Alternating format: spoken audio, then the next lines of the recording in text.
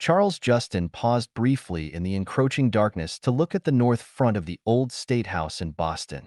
He was engaged in the process of walking home from his office on State Street to his house in Lewisburg Square. The ancient building, he thought, with its Palladian windows and gilded lion and unicorn, still looked much as it must have when Paul Revere engraved his crude but effective print of the Boston Massacre back in 1773. One of the things Justin loved most about Boston was the fact that so much of the old town still breathed. Faneuil Hall, a few blocks behind him, where James Otis and Sam Adams had roused the Commonwealth against the Crown, still did duty as a major market. Worshippers still paraded on Sunday mornings to King's Chapel, Christ Church, the Old North Church. Scores, perhaps hundreds, of 20th-century Bostonians still lived and worked upon the same broad planks of Old Tea Wharf that had felt the measured tread of Gage's grenadiers. Justin, born and bred in rawer, if no more bustling Midwestern surroundings, had felt a powerful tie with the old, thus standing alongside the new, a strong déjà vu from his first glimpse, more than 20 years before as a Harvard freshman. This, he had known instinctively, was home for him. He had made it his home ever since. The sense of the past was strong upon him this evening. Perhaps, he thought wryly, more strong than was proper for an executive vice president of the Ninth National Bank. As he scaled the slope of Park Street on Beacon Hill, he felt like a man born out of his proper time. Life and color and revolt had been strong in the little city of 2 centuries ago. Men had thought and dreamed, and then had talked and acted. Unlike their descendants, who seemed to have relapsed into an everlasting featherbed of trust fundism. Passing the gold-domed balustrade beauty of Bullfinch's classic new State House, he wondered how the crest of the hill had looked when John Hancock had lived there, in his magnificent Georgian mansion, with its landscaped gardens and carriage house containing the merchant governor's gilded English coach. Old Boston held Justin tightly in its grip even after he turned the key in his own lock and entered his house on Lewisburg Square. For the house, if not quite Federalist, dated back to the early era of clipper ship affluence. Fine white paneling, graceful mahogany banisters, blue and gold silk wall covering of heavy Chinese silk, Sheraton furniture, Revere silverware, all combined to retain illusion of a past still alive. Not until he walked upstairs was the illusion shattered.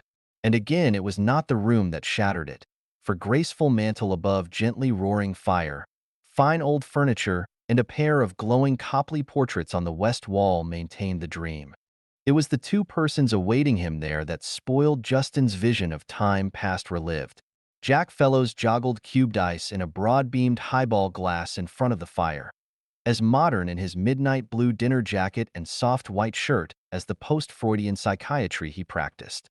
He said, "Ah, there, Charlie, have a drink on you." Then, with a rueful half-smile at Justin's wife, Marie, "You seem to have married the only banker in history who works overtime."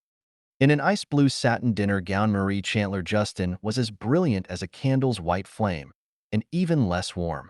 She stirred faintly in greeting to her husband, said, "You're late, Charles. You'll barely have time to dress."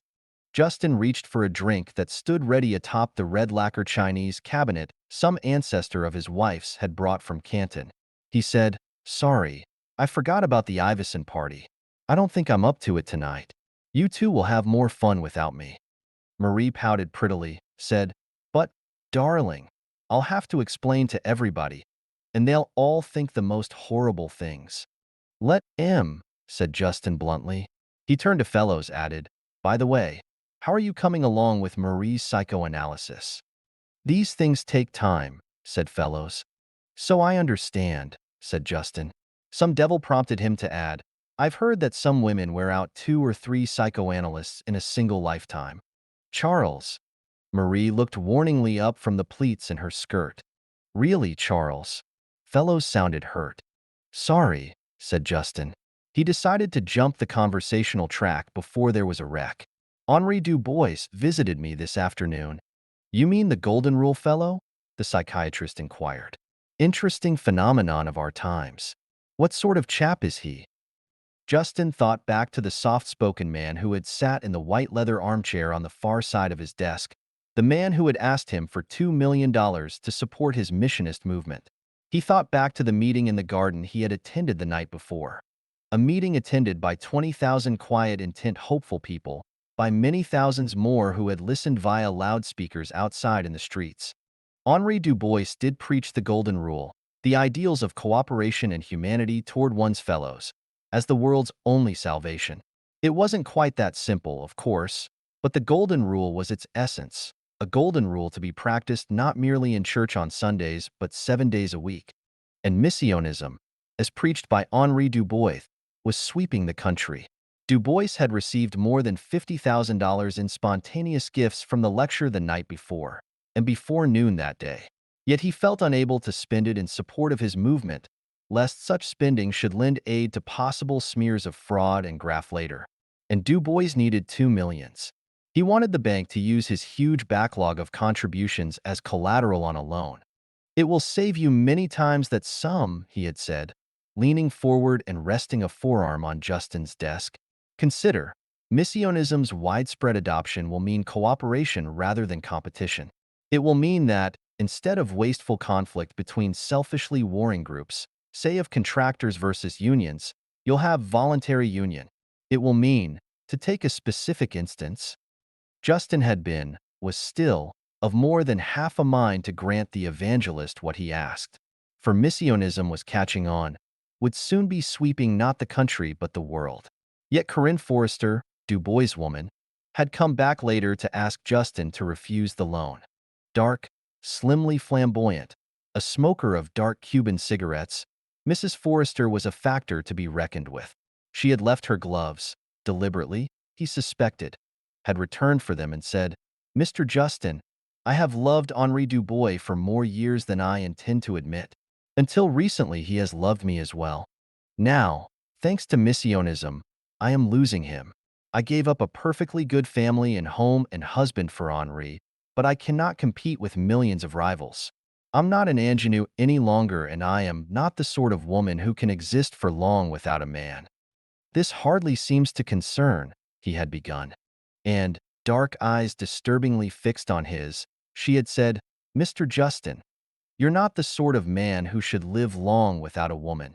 There are 100 little signs: restlessness, too rigid control, vast energy uncompensated." Then, rising, "I shall call you tomorrow at 5. And perhaps—" Justin had been in a foul mood since. He came out of abstraction to realize that Jack Fellows had repeated his question about the evangelist, said, "What sort of fellow is he?" "I'd say the oddest thing about him is his very lack of oddities." Fellows was definitely interested. "Did you get much impression of repressive influences, Charlie?" "I'm no psychiatrist, Jack," said Justin, "but I'd say no. He was quiet, yes, but he didn't have any trouble expressing himself. More intellect than emotion dominated." "And you say you're no psychiatrist," said Fellows. "Charlie, if you weren't a damned good one, you'd never be able to hold down the job you do at the bank. Can't you two talk anything but shop?" Marie asked irritably. She stood up, added, "This dreadful Du Bois man. I don't see why we have to have reformers anyway. The world would be all right if some people weren't always trying to change it." "Change is the natural order," Justin said mildly. "Only because men like this Du Bois make it so," said Marie sharply. And, to Jack Fellows, "I'll be ready in 5 minutes." Justin waited till she had left, then said, "You know, Jack, this is charmingly old-fashioned. You and I having a drink together while the woman who has us both in her clutches prepares for the evening." The psychiatrist winced. "You know, Charlie, you can be alarmingly frank at times," he said. "That wasn't funny." "I know it wasn't," Justin told him. "Nothing about Marie is ever funny. She considers a sense of humor practically subversive. How are you getting along with her, professionally?" Fellows shrugged, said, "Nowhere, professionally or personally. What's more, I suspect you know it, Charlie. Let's just say I guessed." Justin reached for the bottle to refill his glass, added, "I know Marie. Since she has no intention of facing facts, you'll never get out of the batter's box professionally. Personally, well, she has no intention of giving me any grounds for divorce. Not that I wouldn't appreciate some, Jack." The psychiatrist said, "Charlie, there's just one sort of human that absolutely baffles a man in my profession. That's an absolutely sane man." "Oh, come, Jack," said Justin. "All sanity is relative. That's why it's so damned baffling when we find it." Fellows lifted his glass. "Here's to the one and only sane man I ever met." Marie, coldly magnificent in ermine, with bits of silver leaf glittering in her blonde hair, appeared in the doorway. She said, "Jack, I'm ready." She didn't seem to mind at all that Justin wasn't going. 2. Charles dined alone on a pickup meal and went to bed early. Undressed, in his third-floor bedroom, he scratched a naked stomach that, at 41, was beginning to show a faint bulge, noted a more marked bulge in a side pocket of the jacket he had just removed and hung up. He dug out its source, an odd little gadget, nicknamed the Spider, which he had shown to Henri Dubois and Corinne Forrester that afternoon when they were in his office. It had happened to be on his desk. Supposed to spray a transparent waterproof film over any surface, its backers were seeking money to promote it as a substitute for raincoats and umbrellas. There was a hitch, of course. It clung abominably to human hair, and for this reason, since it was chiefly intended for women, its financing was still highly problematical. But it had certain other uses, according to the testing laboratories, which its inventor seemed to have missed. Justin must, he decided, have stuck it into his pocket instead of back on his desk. He wondered what it would be like to plaster himself with a form-fitting suit of invisible pajamas. Then, regretfully, he laid it on the bedside table and got into orthodox nightwear.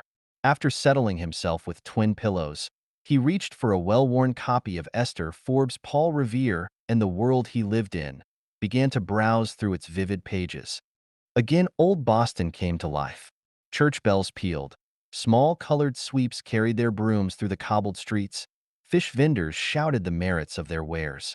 Contrary to the Bowdlerizations of 19th-century historians, there was little of the Puritan in Boston life 2 centuries ago.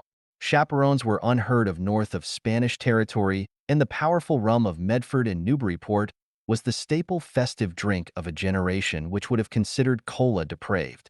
According to a young rhymester of the period, describing a party where kisses and drams set the virgins aflame. The chairs in wild order flew quite round the room. Some threatened with firebrands, some with a broom, while others, resolved to increase the uproar, lay tussling the girls in wide heaps on the floor. 18th-century Boston, Justin decided, would hardly have been a happy home for inhibitions. He tried to conjure up a vision of one of the merry maids of the period, a girl as warm and charmingly devilish as his Marie was chill and repressed. She would not, he decided, have been beautiful according to Hollywood standards, but her features would be the more intriguing for their very irregularity. Her simple gray or blue dress, no matter how modestly cut, would have failed utterly to hide the vibrant young figure beneath. Her lips and eyes and complexion. The telephone rang on his bedside table. Justin came out of a wild dream in which Corinne Forrester, wearing a Navajo Indian blanket adorned with Puritan cap, collar, and cuffs, was seated firmly on his lap and refusing to get up. It was odd, he thought fragmentarily, how Dubois woman seemed to have moved into his subconscious, and with her vibrant, almost tangible allure. Devereux Chandler's urbane tones greeted him. "Hope I didn't wake you up, Charles." "Not at all," Justin croaked. By the banjo clock on the wall opposite the wardrobe, he saw that it was still 20 minutes short of midnight. "I hoped I'd run into you here at the Ivisons'," Chandler explained. "Marie tells me you were too tired to come." "That's one word for it," Justin told him. Despite the fact that Chandler, as his wife's uncle and a member of the board of the Ninth National Corporation, held complete power not only over his job but, at least indirectly, over his domestic life, Justin had always been frank, even blunt with him. He had long nursed an idea that this outspokenness with a man used to subservience was one of the reasons he had been able to hold his favor. But the Bostonian merely grunted and said, "I understand Henri Dubois has been after you for backing." "That's right," Justin replied. Chandler sounded thoughtful. "I suppose a decision now might make or break the man. How do you feel about it, Charles?" "I'm going to sleep on it," Justin told him. "That sound," said Chandler. "I must say I'm beginning to be interested myself. Marie's been talking to me." She's dead against him. Oddly enough, for quite different reasons, so is Dubois' own woman, the Forrester female. A point to consider, perhaps. I hope I haven't disturbed you, Charles, but I wanted some inkling of how you felt about this matter. Justin put the phone back on its cradle, picked up the spider half unconsciously. Devereux Chandler, cheerfully sardonic, polite, urbane, was the most difficult human being to interpret correctly the younger man had encountered in his not inconsiderable experience. Why was Chandler seeking preliminary knowledge of the decision? Until then, Justin had thought of it as no more than another job to be handled to the best of his ability, one of a long series of decisions that had brought him to his present position. Now, other considerations began to crowd this basis for judgment. It occurred to him that quite literally the fate of a goodly portion of the world might well depend upon his answer. There seemed little question but that Henri Dubois could not get the money he wanted elsewhere. Or, if the evangelist should obtain such financing, it might not come in time, or in sufficient quantity. And if Dubois were forced to use the contributions sent by his followers to promote his own cause, he might be laying himself open to sordid subsequent court actions that, however unjustified, would inevitably soil his character and reputation in the public mind. Justin became aware of an ominous physical sensitivity that caused him to feel every thread of the nylon pajamas which encompassed his body, every bit of linen in the fine sheet that covered his bare feet. Twice before he had felt such heightened awareness. Once on the eve of his marriage to Marie, again on the night before he had made his first important decision at the bank. On each occasion, it had been the prelude to an event that had shaped inexorably the life that followed. Now it was sharper than ever before, and he wondered if perhaps it meant that the decision he would have to make on the morrow might shape not only his own life, but that of the world. He discovered that he was sweating lightly and that the sweat was cold. This, he told himself, was nonsense. No matter how far-reaching its results, a decision was a decision, to be decided one way or the other, according to the best available facts, thereafter to be abided by whatever happened. He tossed the whole mess out of his mind, turned off the light, pushed one of the two pillows from beneath his head and rolled over on his right side. He had just remembered how to lick it. The device dated back to his childhood and adolescence in the Midwest, to his years at college, to the early years of his job. It involved a mixture of all three elements: the small town within commuting distance of a medium-sized city, Harvard and Boston, connected by an odd Toonerville-ish single-track railroad on which ran just 2 passenger trains a day. The railroad had been real enough during his childhood. It was, he had recently learned, long extinct, its rusted rails torn up for sorely needed scrap metal during World War II. Yet, 15 years and almost 1,500 miles away, Justin could still hear distinctly the asthmatic beep of its steam whistle as it pounded along behind its stubby black engine across the cornfield. Even in his boyhood, the railroad had been dying, its 3 cars never more than half full. It had run miraculously through a deep cut in the one hill the countryside boasted, then through woodland clumps and across the river on a wooden trestle into the larger woods. Thereafter it had run straight and true to the city, but it no longer ran there in his visualization. Instead, by some strange twist of Justin's geography, it deviated from its straight path to become briefly a part of the subway running beneath Harvard Square. Thereafter it crossed under the Charles to plunge beneath Boston's Back Bay, never quite becoming a part of the city's subway system. Finally, it wound up in a maze of circles between Washington and Devonshire streets, whence it turned easily for the return journey. Now, faced with the most important decision of his career, Justin summoned the odd little train to his rescue. To his relief, he was easily able to take it through the cornfield to the cut. But thereafter, it traveled a different path. Midway through the cut, Justin realized 2 things. 1. He was the only passenger on the entire train. 2. He was able to see over the sides of the cut, down the fallaway of the hill to the flat countryside beyond. His range of vision grew, and, as he peered through the soot-grimed panes of the windows, he felt a sudden jolt of fear. The train was no longer following the familiar track of his barbiturate fantasy. It was, instead, flying through the air. Fear became panic as clouds became woolly lambs, far below, then mere streaks and patches of white. He had sudden memory of a movie, taken from AV-2 rocket above white sands, in which the world twisted and grew small and curved in a matter of seconds. Then, with a rush of sound never heard on that one-track spur, the train rumbled into a tunnel of darkness, its wheels clacking a samba beat on rails that could not possibly exist. Coal smoke from the funnel invaded the car, and Justin found himself blinking his eyes and coughing. He had to breathe now, and the gas was invading his lungs. His last thought was that it had not been such a happy way to go to sleep after all. 3. Justin awoke with a slight headache. He seemed to be resting on some sort of hospital cot. Even as he sat up, he could feel it move slightly beneath him. It was obviously portable, and, while the mattress was comfortable enough, it lacked pad, pillow, or covering of any kind. He noted flickeringly, still wearing the blue-piped gray nylon pajamas in which he had gone to bed. Nor was he in the old house on Louisburg Square. Walls, floor, and ceiling of the windowless cubicle around him were all of a neutral composition. Such light as there was indirect. Evidently, he decided, some sudden sickness had landed him in a hospital room. At first glance, the man who stepped forward from a corner added to the hospital illusion. In knee-length Prince Albert, and with grave, bewhiskered countenance, he looked the picture of a conservative man of medicine. In accents only a little too British to be Bostonian, he said, "I was beginning to fear you weren't going to awaken at all." But as he moved forward, it became quickly apparent that this was no 20th century Boston physician.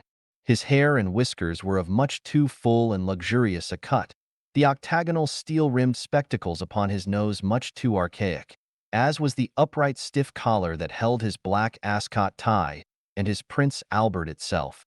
Justin's eyes ranged downward and froze, for his dignified companion wore neither trousers nor shoes. Below the skirts of his long coat thin shanks protruded, clad only in tight-fitting long drawers, to end in blue Morocco slippers with up-pointed Turkish toes. Justin said, not wanting to be too obvious, "How long have I been asleep?" "It is difficult to tell," said the bewhiskered one. He fumbled beneath his Prince Albert, produced a parsnip of a silver stem winder, looked at it, and shook his head sadly. "My timepiece seems to have stopped utterly since my arrival here." "All right then," said Justin, running a hand through his close-cut hair. "Where in hell am I anyway?" "That too is difficult. I believe it is called Belvoir. By the way, I am Dr. Ian Phillips, at your service." "Then you are a doctor," Justin exclaimed. "Would you mind explaining what's happened to me?" "A doctor of philosophy," was the gentle reply. "I was rather hoping that you—" "Charles Justin, alleged banker, at your service." Justin swung his legs over the side of his cot, tested the floor, stood up. He discovered he was holding the spider clutched in his right hand, dropped it unobtrusively into his pocket. He must have taken it while falling asleep. "Asleep? You must be an American, Mr. Justin," said Dr. Phillips. Justin, slightly bemused, said, "What? Oh yes, Boston." "Remarkable," Dr. Phillips said unexpectedly, "that we should have two Bostonians with us." "Let's count 10 and start over again," Justin told him. "Isn't this Boston?" "Hardly." Dr. Phillips' laugh was dry and sharp. "This is Belvoir. As to myself, I was in my diggings in London, taking a doze after tea before marking some tests, when I made the trip here." Justin made his way to a chair in the corner and sat down heavily. Dr. Phillips said, "Perhaps I'd better get your fellow Bostonian. I don't seem to be doing you much good." "Perhaps you'd better, doctor, thanks," murmured Justin. He put his head in his hands and tried not to think of what was happening. A minute or two passed. Then quick, soft footsteps sounded and a pleasant voice said in utterly indefinable accents, "You mustn't feel so upset, Master Justin. We're all in the same boat." The girl had heavy brown hair that fell in neat, slow ripples well below her shoulders. Instinctively, despite a growing conviction that he was utterly mad, Justin scrambled to his feet. He said, "It does take a bit of getting used to, but perhaps you can help." "Help? That's why I'm here, Master Justin," she said. Poor Dr. Phillips tells me ye two are from Boston.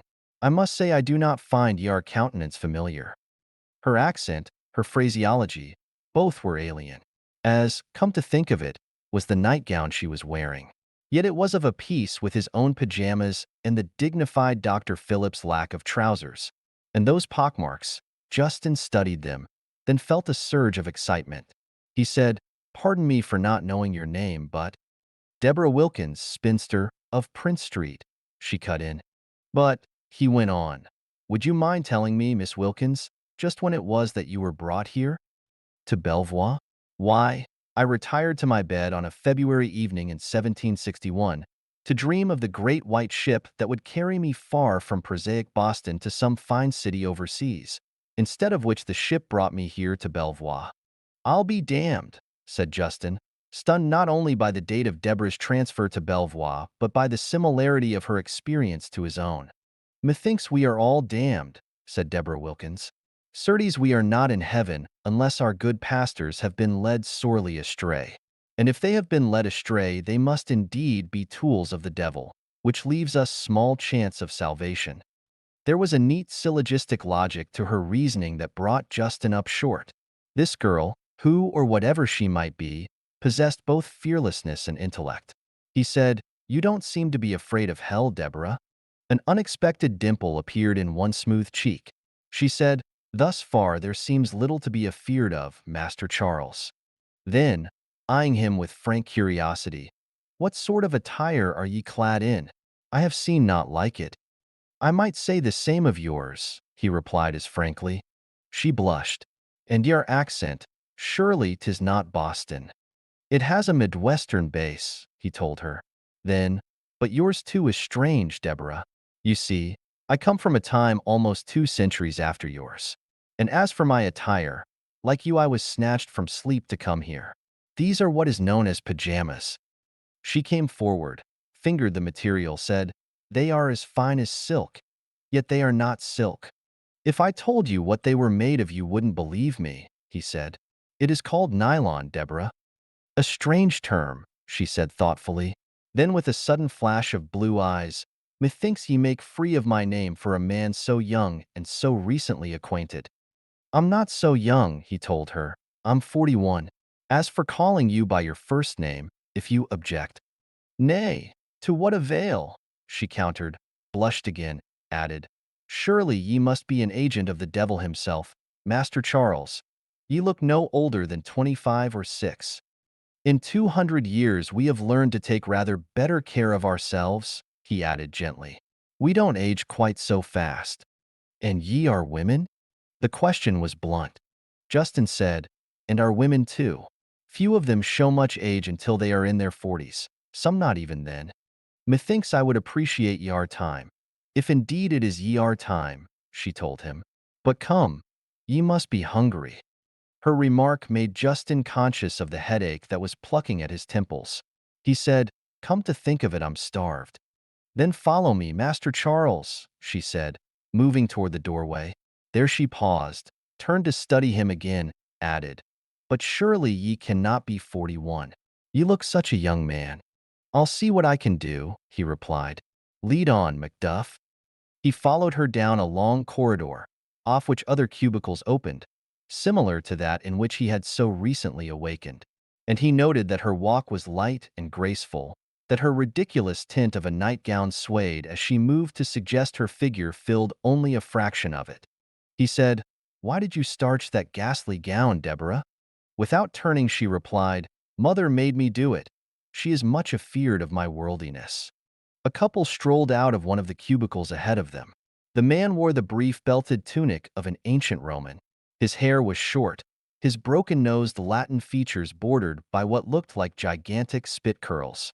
With him was a dark-skinned woman, veiled to her liquid black eyes, her figure hidden more effectively than Deborah's by a voluminous bright silk sarong. Both of them waited while Deborah and Justin walked past them, regarding Justin with curious dark eyes. The Roman said, "Avenue." Culling a forgotten scrap of Latin from his schoolday memories, Justin replied, "Pax vobiscum." Saw the Roman start with surprise. "Who are they?" he asked in an undertone of the strangers who had let them go ahead. Belvoir is full of their like, and even odder, was the girl's reply. But ye will soon see for yourself. Have you been here long, Deborah? Justin asked her. "'Tis hard to say," was her reply. "Longer than Dr. Phillips or yourself, not as long as most of the others. Dr. Phillips says we have been waiting for ye, Master Charles, that soon we shall go home." Curious, thought Justin, when she frowned slightly at mention of returning home. It seemed unlikely that any girl could be happy in this strange place. They came to a large chamber filled with long tables. Running down the center of each was a sort of wall. Seated at perhaps half of the hundreds of modernistic, comfortable-looking chairs was the oddest collection of humans Justin had ever seen. He noted one hirsute, low-browed male, clad in a mangy-looking hide, who seemed scarcely more than a giant ape. This specimen, with fierce concentration, was gnawing greedily on the scarcely charred thigh bone of a medium-sized animal without benefit of tableware. Beside him sat a squat mocha-skinned female whose skinny, pendulous-breasted body was entirely innocent of clothing. He saw a gentleman in ruffled shirt and magnificently brocaded waistcoat of the period of Louis XIV, who was methodically eviscerating a small roasted bird. Beside him, clad in what Justin could only conceive of as a shift, a lady in a towering headdress sipped champagne from a crystal goblet. There were others, including an apparent Egyptian, clad in the briefest of loincloths with a marcelled spade beard that recalled the statues of the pharaohs, a cluster of Orientals of various shapes and skin colors and degrees of disarray, busy with chopsticks, a Hindu temple dancer whose modest demeanor denied her professional carnality. Justin said, "It must be quite a job supplying each of these people with the food they want." "'Tis truly remarkable, Master Charles," the girl told him. "Faith, never in my wildest dreams have I conceived of such a miracle." "I wish you wouldn't call me Master Charleses," Justin said. "And how else should I call thee?" she inquired. "It's that master business," he explained. "In my time it means a boy, not a man. Just as mistress, in my era, implies a kept woman rather than a wife." "Mast, Charles, ye abash me," she murmured demurely, although twin blue devils danced in her eyes. "Here we are."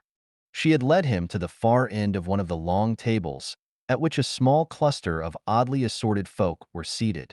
One of them, a rough-looking little specimen, who seemed to be wearing nothing but a shirt of slightly rusted chain mail, was slashing a large chunk of half-raw meat. A plump, motherly-looking gray-haired lady, clad in a petticoat from the waist down and nothing at all above, smiled at Deborah over her suet pudding and said in English even odder and quainter than Deborah's own, "Good day, Mistress Wilkins. Be this the other guest?" And when the girl nodded, "Truly a comely cod," to which Justin, quite aware of the phallic meaning of the word, felt himself blush. "Ye must not mind her," Deborah whispered, directing him to a chair. Then, mischievously, "'Tis no more than truth, and she means it well." "It's okay," said Justin. "Just a bit unexpected. Hello." At the base of the barrier, opposite his chair, his name was printed in gilt letters. He glanced to his left, saw that in front of Deborah's chair, in slightly more antique-looking script, her name was inscribed. She caught his glance, nodded toward the barrier, told him in a whisper, "'Tis but a trick. Ye speak ye our wish into the hole, and then lift it from the wall. Like this, see?" She leaned forward, said softly, "Prithee, fetch me a plate of turkey with brown sauce and wild chestnuts, white meat only, and a large tankard of ale."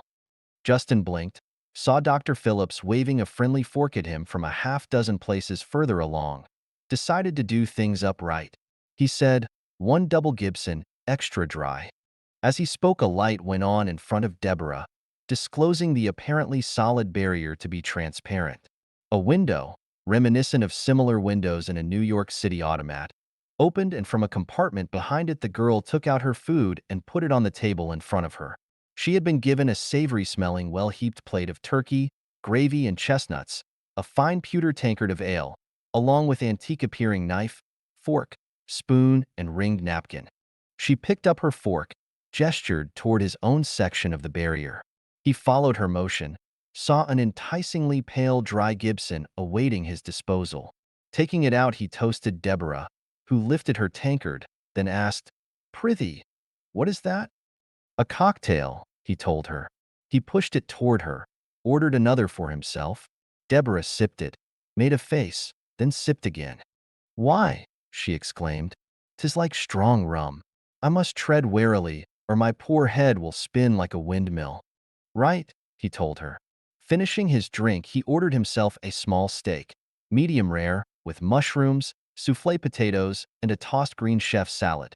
They arrived in seconds, perfectly done and equipped with the finest sort of silverware, bearing his initials. He had just about decided that Belvoir, real or otherwise, was a promisingly pleasant if bizarre place, when a rasping voice filled the hall, saying, to Justin's ears at any rate, "Now hear this, now hear this. Your final briefing will follow immediately. Please return to your chambers and await further orders." 4. Alone in his cubicle, Justin longed for a cigarette. Fortunately, he did not have long to wait. The man who entered with brisk, graceful steps wore soft gray flannels, a comfortable blue shirt, and gay but not loud-figured silk tie.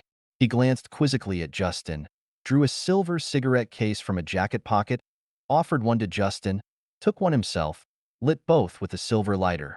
He sat down on the chair in the corner, said, "I'm Orton. I run Belvoir. I suppose you're wondering what this is all about, Mr. Justin." "That," said Justin, "is understatement, Mr. Orton. I suppose I must have lost my mind." "On the contrary," said Orton with the trace of a smile, "you have been brought here because you are absolutely sane." "That's a relief, or is it?" Justin countered. There was, he thought, something epicene, almost effeminate, in his host's gestures, in his voice. Furthermore, there was something familiar in his handsome, rather delicate cast of feature, a familiarity that played elusive hide-and-seek with Justin's memory. "I shall try to make my explanation brief as possible," said Orton. "However, Mr. Justin, you are sane, and you are not dreaming. You have been brought to Belvoir in thoroughly material fashion." "Just what and where is this Belvoir of yours?" Justin asked bluntly. "This is not going to be easy to explain to you, Mr. Justin. To most of the others, I merely call it heaven or fairyland, and that suffices. But you and your era are a little too informed for such credulity. Belvoir, of course, is not its real name. And actually it isn't a place at all, at least not in your terrestrial meaning of the word. I suppose you'd call it a ship?" "A ship?" Justin exploded. Then, to humor his host, "I suppose you mean some sort of spaceship?" "After a fashion, it's a spaceship, but my vessel doesn't actually inhabit your concept of space." Orton still looked troubled. "Some of your science fiction authors have come closest to it with something they call subspace." "I'm afraid I can't follow you there," said Justin. "Try to think of the vast areas of so-called empty void between the galaxies." Orton went on patiently.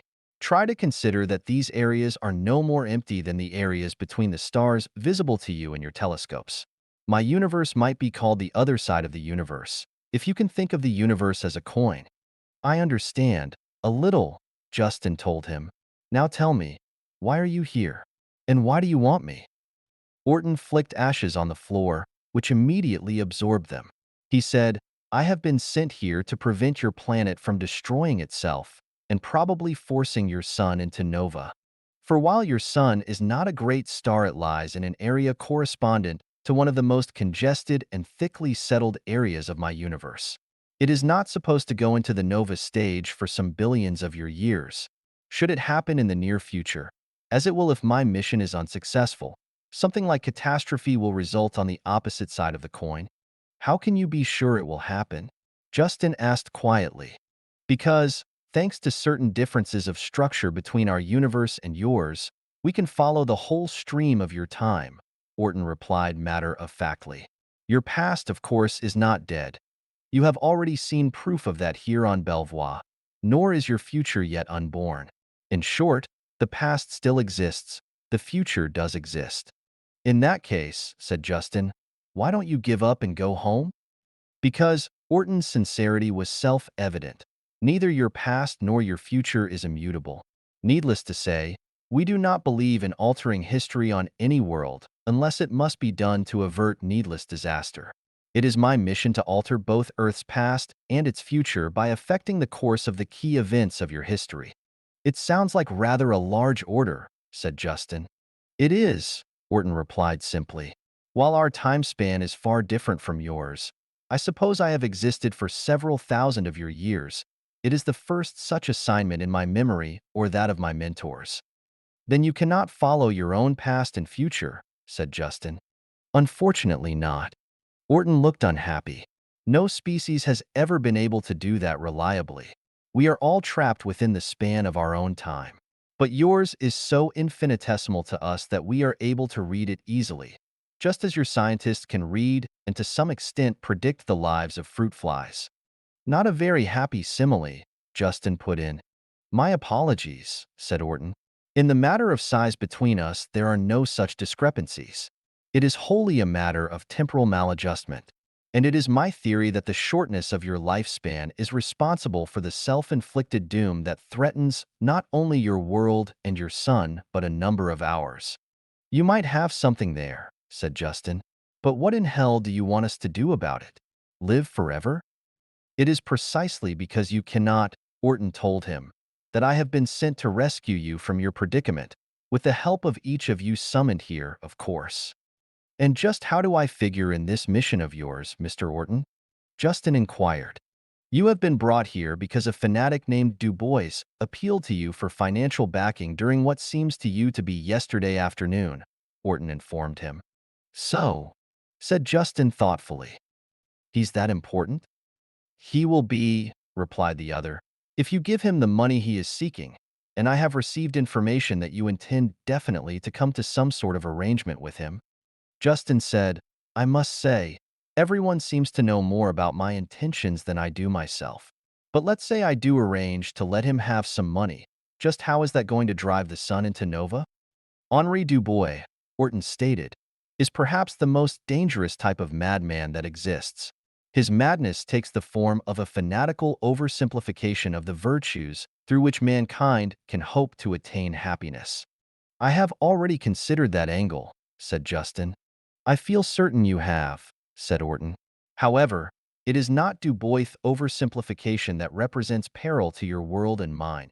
It is his persuasive ability to bring others to act as he would have them act, without thought of the consequences. Then you think, Justin said curiously, that if mankind follows the golden rule it will destroy the world. How? Because, Orton replied patiently, neither Du Bois nor any other man will be able to get enough people to do as he wishes. Yet, if he obtains backing from you, he will be able to spread his doctrine to enough people so that the natural enemies of the Golden Rule will be forced to take action against them. Consider then the results of a missionist success, Mr. Justin. It would mean that your world would be torn asunder by a hot war. A war in which biological techniques and fission weapons must inevitably, within a 5-year period, send a blasted planet spinning into the sun. Result, nova and catastrophe in my own universe. You seem to have it all figured out, said Justin. That is what will happen if you give Henri Dubois the backing he asks, Orton continued. Now consider what will happen if you do not. Take my word for it, other banks will be slow to give him credit once the Ninth of Boston has turned him down. He will be forced to use the contributions sent in by his followers to maintain himself. Consequently, before he has become too dangerous to the Marxist leaders, they will be able to whittle down his prestige through a carefully planned series of smears and exposés. And this will be good for the world? Justin asked. It will prevent its destruction, Orton told him. It will give sane men, men of reason rather than emotion, men like yourself, Mr. Justin, opportunity to get the reins of power more firmly into their hands. Has it occurred to you, Mr. Orton, said Justin, that without an occasional madman like Du Bois humanity might still be picking its teeth with pieces of flint in a cave? My dear Justin, came the urbane reply. Your question is perfectly logical, however. To one who has viewed the entire panorama of human history, the answer is all too simple. The history of humanity has always been a bloody and stupid one. Men are always struggling because of some shibboleth, killing others who disagree with their pathetic beliefs. Not a pretty picture, mused Justin. Then, rallying, but it is only part of the story. Men have done great things as well. True, replied Orton easily. And they would have been free for greater accomplishments if they hadn't been oppressed down the ages by a series of influential madmen. Some of them, of course, were foiled by the sane men around them. Consider Napoleon, Charles XII, Julius Caesar, Aaron Burr, Bolivar, Joan of Arc, Adolf Hitler. Each was mad. Each came close to altering the world to his own pattern of lunacy at tremendous cost. Yet each, at some critical point in his career, was checked by a man of sanity. All of them were insane? Justin asked, surprised. Certainly, by what you would term modern psychiatric standards, said Orton. Napoleon, Caesar, Bolivar, Joan of Arc, and Hitler were all epileptics with paranoiac complications, Burr and Charles straight megalomaniacs. Save for the sanity of Talleyrand, Napoleon must have united Europe under his imperial sway. Peter the Great wrecked Charles XII when he apparently had the Western world at his feet. A sane Cassius brought about Caesar's death, Jefferson smashed Burr, businessmen of Peru foiled Bolivar, an English bishop saw through Joan, Winston Churchill foiled Hitler. In each instance it was a close thing. I'll go along with that, said Justin. But if the madmen have been foiled, why try to foil them again? I, said Orton, am concerned with the madmen who were not foiled, or not foiled in time. Such maniacs include, among alas too many others, Alexander, Muhammad, Peter the Hermit, Pizarro, Martin Luther, your friend Du Bois as well.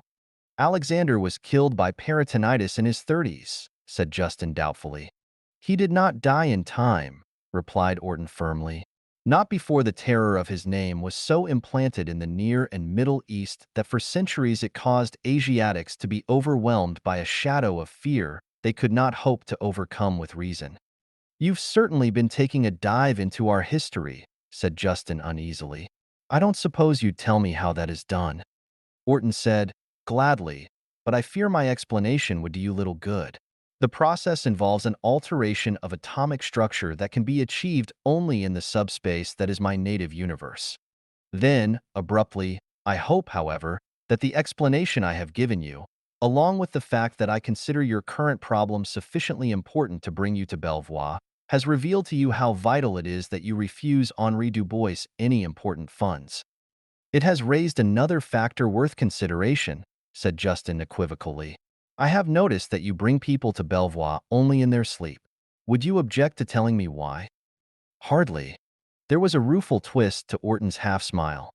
I am not, in any real way, possessed of what you would term supernatural equipment. What may look like magic to you is nothing more than a demonstration of the realities of my own universe. But, said Justin. But, Orton grimaced, I have no actual control over the minds or bodies of human beings. Not on their own world at any rate.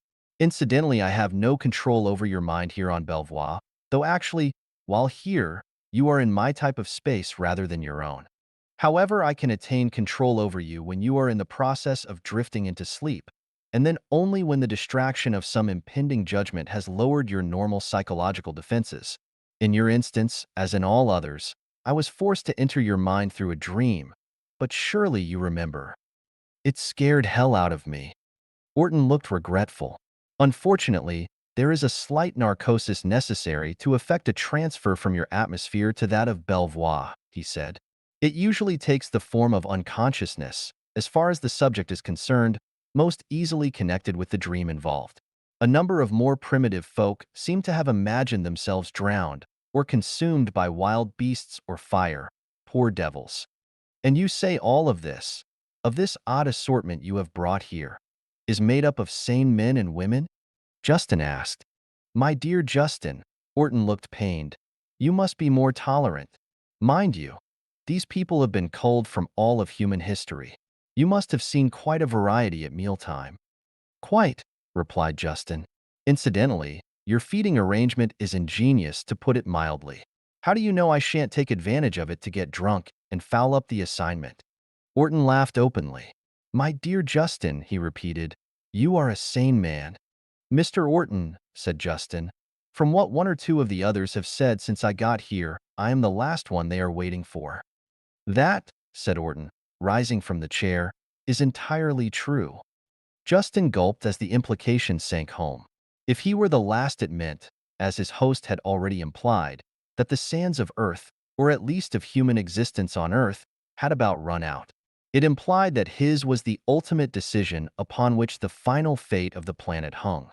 Naturally, said Orton pleasantly, I shall give you time to become used to following the course you must take. You are perfectly free to roam Belvoir for the next few hours. V. With Orton gone, Justin paced his cubicle, trying to digest what he had been told and wishing he had asked his host to provide him with a supply of smokes. His dream was getting seriously out of hand. Or was it a dream?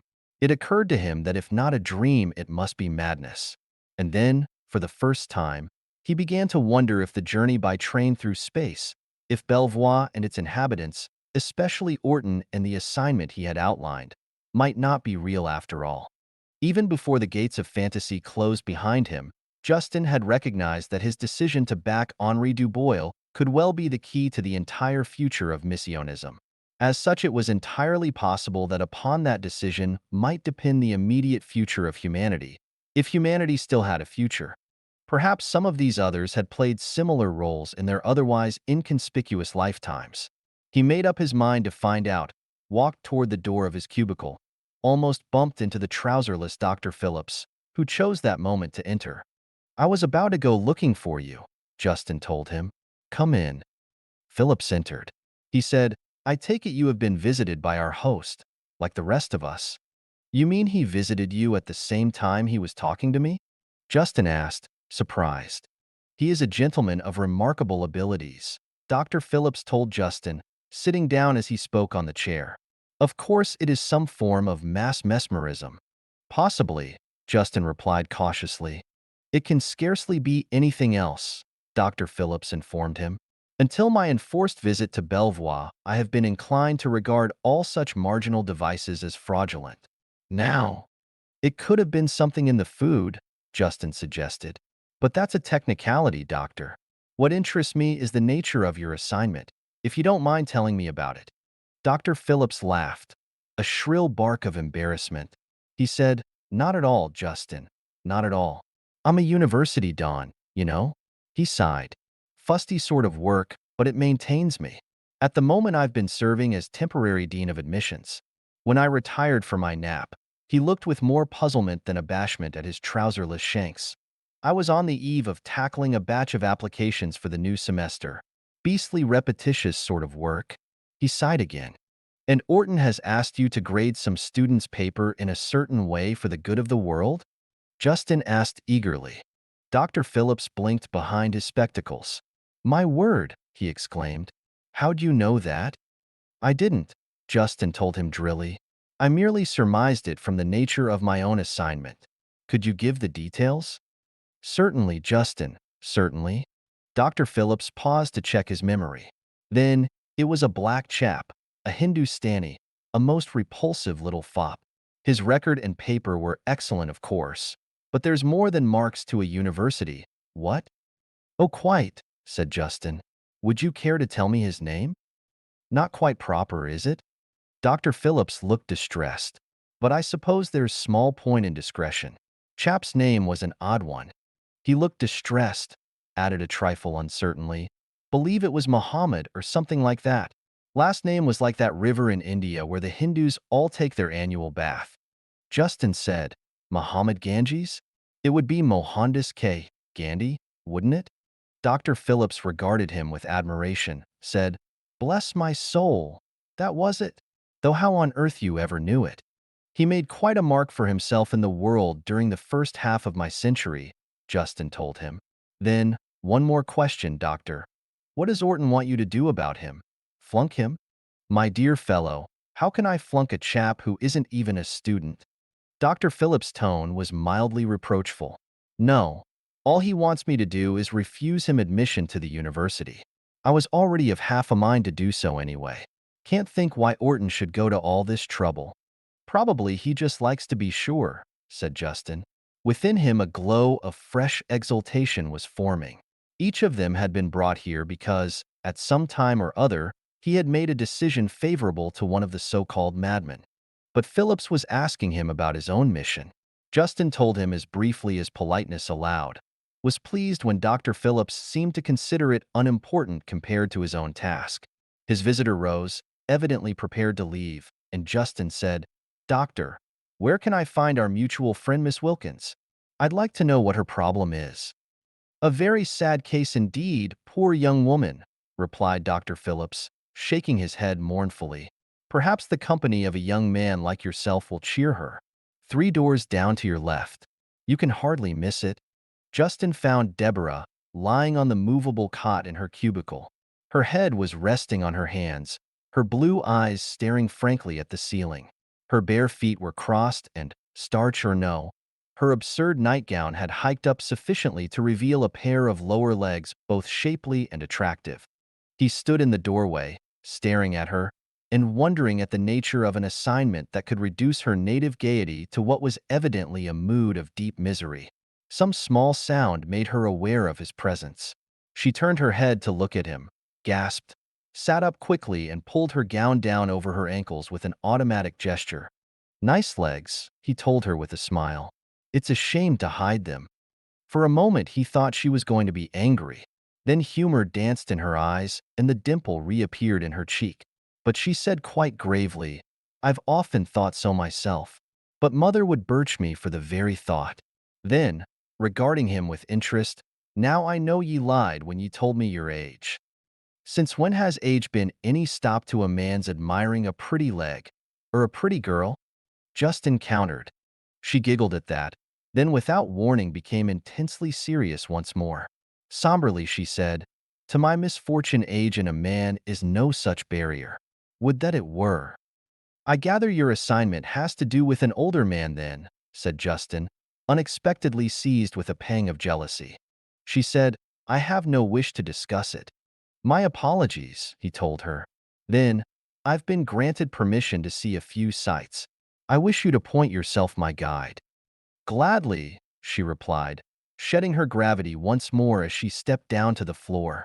"Strange though it be, Belvoir is a place of surpassing marvels." "That I'll believe," Justin told her. They emerged at the foot of a gently sloping ramp upon an immense mall that reminded Justin of one of the carefully tended semi-tropical gardens outside of Charleston, South Carolina. Resisting the tug of Deborah's hand, Justin paused to study the colorful vista carefully. At first the soundlessness troubled him, till he noted that no birds sang upon any of the branches or floated upon the lagoons. He looked upward, saw that fluffy clouds crossed endlessly a pale blue sky, as against a theatrical backdrop. His sophisticated gaze found little trouble in discovering them to be mere aspects of a moving picture sky, and now and again, behind the illusion of space they created, he was able to discern the shadow of immense mechanical installations whose hugeness and intricateness quite took his breath away. Evidently Orton had spoken no less than the truth when he said that Belvoir was in truth a ship. Charles. He realized abruptly that a worried Deborah was calling to him. He told her, smiling reassurance, "I was just trying to figure something out. I'm sorry." "You need not be," she replied. "Faith, I too was struck dumb when first I beheld the splendor of this garden.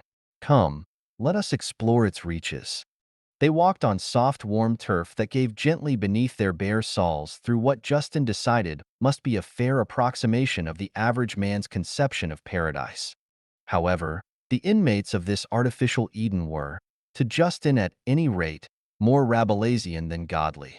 They watched a panting satyr chase a giggling nymph around and around the bole of a giant tree, but the satyr was a plump, balding gentleman half-clad in red and yellow motley, while his quarry was a plumper if less bald damsel whose complex and tight-drawn corset and shift promised that while the chase would be brief, its consummation would prove to be appallingly difficult. "'Twill offer poor Wilmot more woe than a chastity girdle," Deborah said, laughing. "Milady of Warwick is the only one of us he can catch." "You mean that old goat has actually chased you?" Justin asked. "And prithee, why not?" she countered coolly. Justin grinned ruefully. He said, "Well, I hope you didn't let him catch you."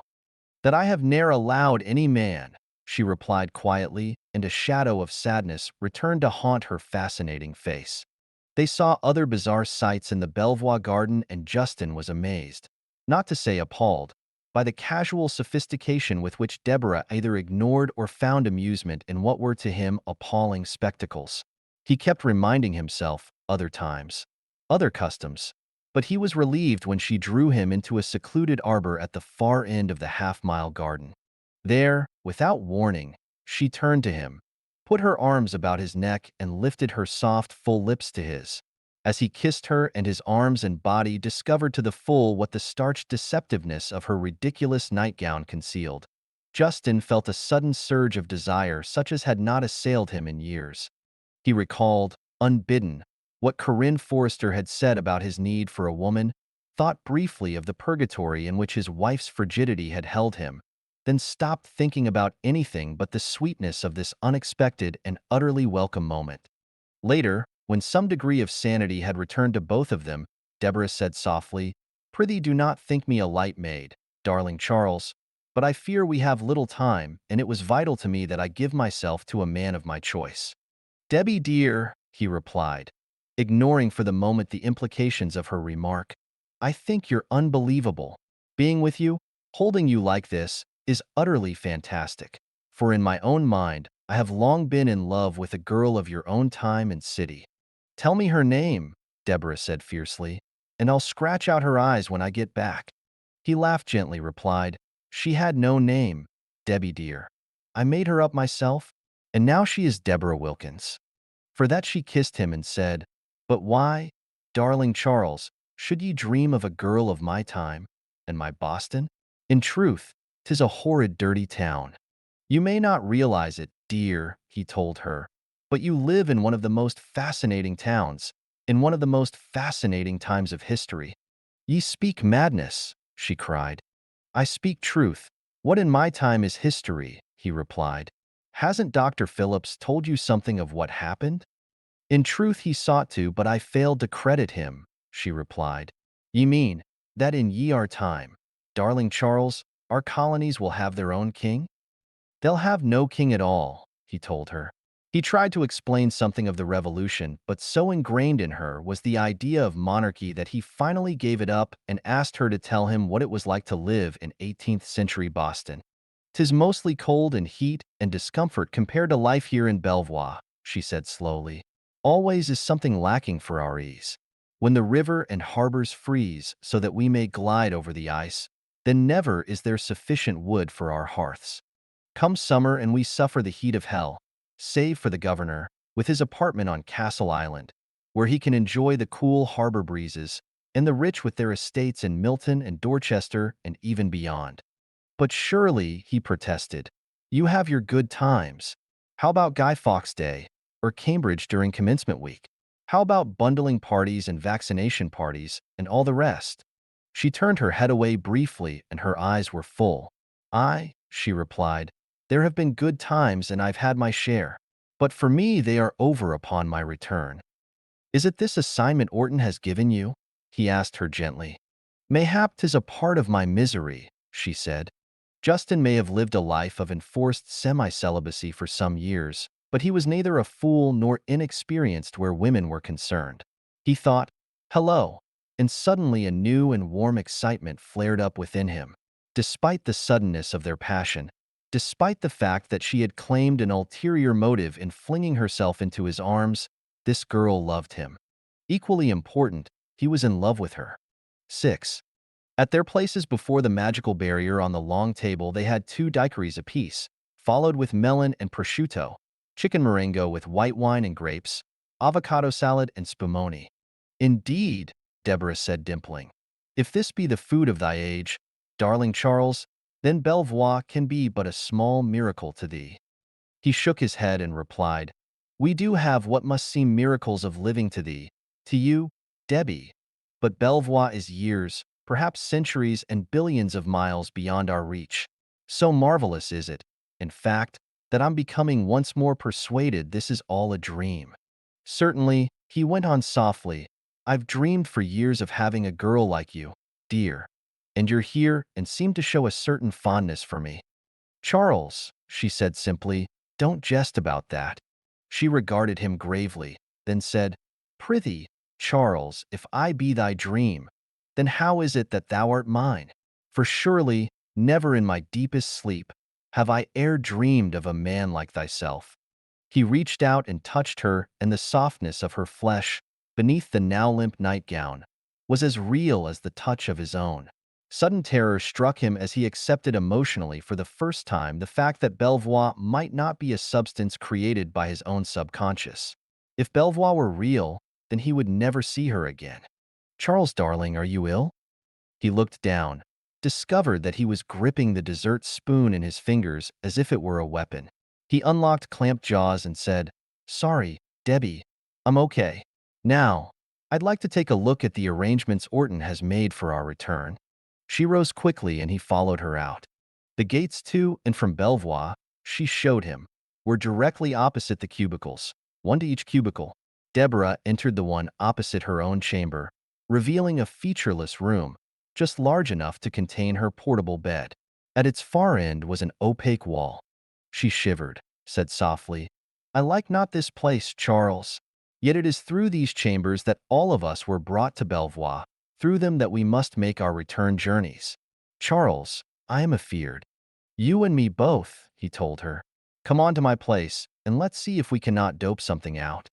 She looked puzzled by his 20th century phrases, but went with him dutifully. Before entering, he tested the portal opposite his own cubicle, found it exactly similar to hers. Deborah had to pluck at his sleeve to remind him she was there. She said, "Verily, thee are far from me much of the time." "Not so far," he replied, leading her into his cubicle. At once her soft, strong young arms went around him. Her lips sought hungrily for his. He summoned the strength to thrust her from him, said, "Not now, honey. We've got a lot of thinking to do, and we may not have much time to do it in." She subsided meekly and sat down beside him on the portable cot. She said, "I too have the same feeling, darling Charles." "Listen, honey," he told her after a minute. "You say you have never dreamed of a man like me?" "How could I?" she countered simply. "In my time, no man such as thee exists. Perhaps the king in London town, or the crown prince. Listen, honey. The only chance we have to stay together is to go out of here together on the same bed." He gave the couch beneath them a slap. "Durst we?" Her voice was tiny, but there was a compensating blaze of sudden hope in her blue eyes. "We'll dare anything," Justin retorted, "because the worst thing that could happen to either of us right now is to be separated. We durst. Now the question is, who goes back into whose time?" "I should love to visit thine era, darling Charles." "I'd love to have you," he replied, "but for 10 years now I've been wanting to see yours. We're going back to your life together." "But Charles," her eyes grew round with fright, "ye can't. Think on it. We might awaken in bed together and—" "Would that be bad?" he asked. "Nay, but there is my mother. She well might." "And what about my wife?" he countered quietly. She seemed to leap a full foot away from him, her eyes blazing. She whispered, "Charles, you never told me you were married." "I'd be a pretty poor man if some woman hadn't picked me out," he replied. "Furthermore, I have not been in love with my wife for a good many years, nor she in love with me." "But this is horrible," the girl moaned. Justin scowled at her, utterly taken aback by her reaction. Other hints she had dropped came back to him, Dr. Phillips' pitying words about her problem. He said, "I take it then that you were involved with a married man in your time." She flared at him. "Nay, I am not involved, though all about me, even my father, even my mother, seem to wish me on my backside with this horrid old man. They say 'tis for the good of this or the welfare of that I should give myself to him, me, who cannot stand the stench of his very breath." Justin had slipped from the cot. Facing her, he said softly, "All the more reason that I should go with you. I can take care of this unwelcome suitor, and at least I shall not have a wife in your time for almost 200 years to come, unless of course I marry you." "That would be highly improper, not to say felonious," she retorted, but he could sense the softening in her voice. He said, "No more improper than coming to my world and having my wife catch us in bed together. How would you explain that to your sweet New England conscience? Or perhaps we'd better call off the whole thing." "Nay, Charles, she said simply and stood up and was briefly in his embrace. After a little, her face puckered with worry. But darling Charles, how am I to explain thee? And how will ye survive? Ye'll arrive in midwinter in ye are outlandish costume without a groat to ye are name. Wait a minute. He thrust her from him again and pondered the problems that would face him should he and Deborah actually be successful in their effort to flee Belvoir together. Yes, Charles, she asked him after a while. It'll be all right, he told her, if we can just get over the hurdle of your parents. I'll need a little money, some clothes. Those I can get ye, she replied promptly. I have a small savings in my cupboard. 'Tis not much, just what I've saved from dressmaking these 2 years past. And I can get ye some of father's cast-off garments. But what will ye do then, darling Charles? I'll have my problems, never fear, he told her. But you seem to have forgotten one thing in my favor. I have lived 2 centuries in the future, Debbie. And prithee, how wilt avail thee in my time? She asked him. Just this way, he stated confidently. I know what the course of great events will be in your time, honey. Once I have obtained the ear and trust of someone with money to speculate, I'll be able to take care of myself, never fear. And that is work for a man like yourself? Deborah looked at him doubtfully. Somehow it seems to me dishonest, she told him. Ye are taking unfair advantage. And what is fair in love and war? He countered. 'Tis a wicked and foolish saying. Or so my mother has told me, the girl replied. But you'll do it, you darling. He pulled her close to him, and she made no resistance. They were still locked together when a throat was cleared in the doorway. Dr. Phillips regarded them benignly. I must say, he remarked, that compared to some of the lewd sights I have witnessed here in Belvoir, it is refreshing to see a couple as well favored as yourselves embracing. But that was not the purpose of my visit. I have come to say farewell. Then it's coming soon? Justin asked him quickly. Perhaps you two have been occupied to hear, but the 5-minute signal sounded a brief while ago. I wish you both good luck. Deborah broke from Charles, ran to the elderly Don and planted a buss on his cheek. He fluttered like a moth, visibly touched, said, Thank you, my dear, and added quite irrelevantly, 'Twill be a great relief to return once more to my breeches. Come quickly, Deborah whispered when they were once more alone. He needed no urging, raced on tiptoe behind her to her cubicle. Hurriedly she scrambled onto her portable bed, reaching for Justin as he climbed on from the other side. There was scarcely room for both of them. She whispered, Charles, I'm afeard.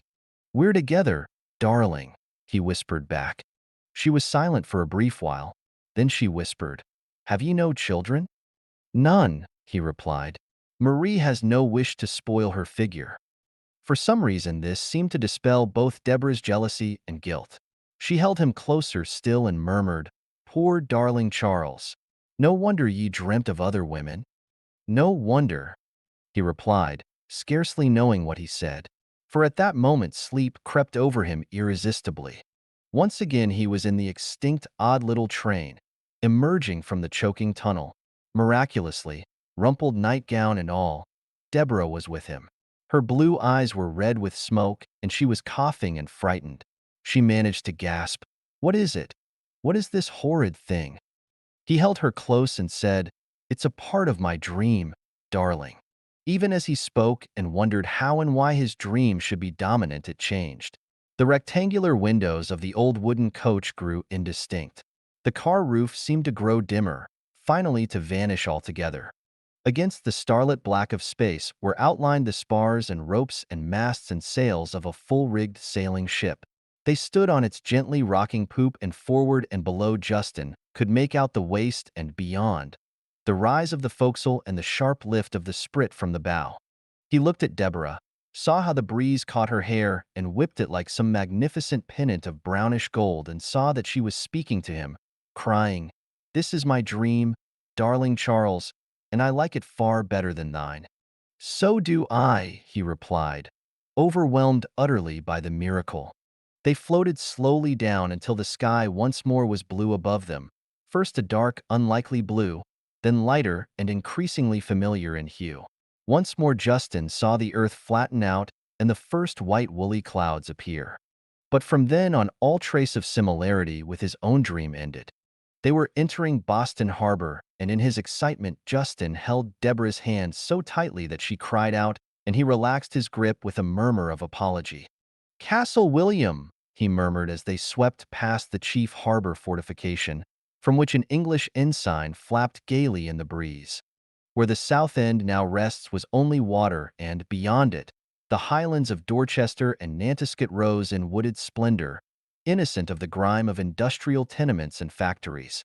They rounded a headland and, slowly, Boston itself swam into view. Justin let out a cry of sheer delight. There was the old city, little more than a large town by 20th century standards with its fewer than 20,000 inhabitants. Its numerous spires and church steeples topping its hills, its houses and buildings crowding the wharves to which were moored fishermen, coasters, and ocean ships, their masts making an intricate and fantastic pattern against the sky. Then darkness whirled briefly about them, and they seemed to be plucked from the deck of the white ship by a sort of whirlpool. Justin cried out, involuntarily, again felt the firm softness of Deborah's hand pressed against his lips. He was lying on the edge of a bed whose bottom seemed to be spilling over the side. "Deborah!" sounded a shrill, matronly voice from somewhere beyond a door, closed and invisible in the darkness. "Deborah, are ye all right? I thought I heard ye cry out." "Just a dream, Mama. I'm quite all right," the girl called back. There was a nervous, silent wait, the sound of scuffling footsteps growing fainter, then the slam of another door. "I thought surely ye our outcry would have them all about us," said the girl reprovingly. "Ye are really here with me after all, and methinks ye'll be a great problem, if not my ruination forever."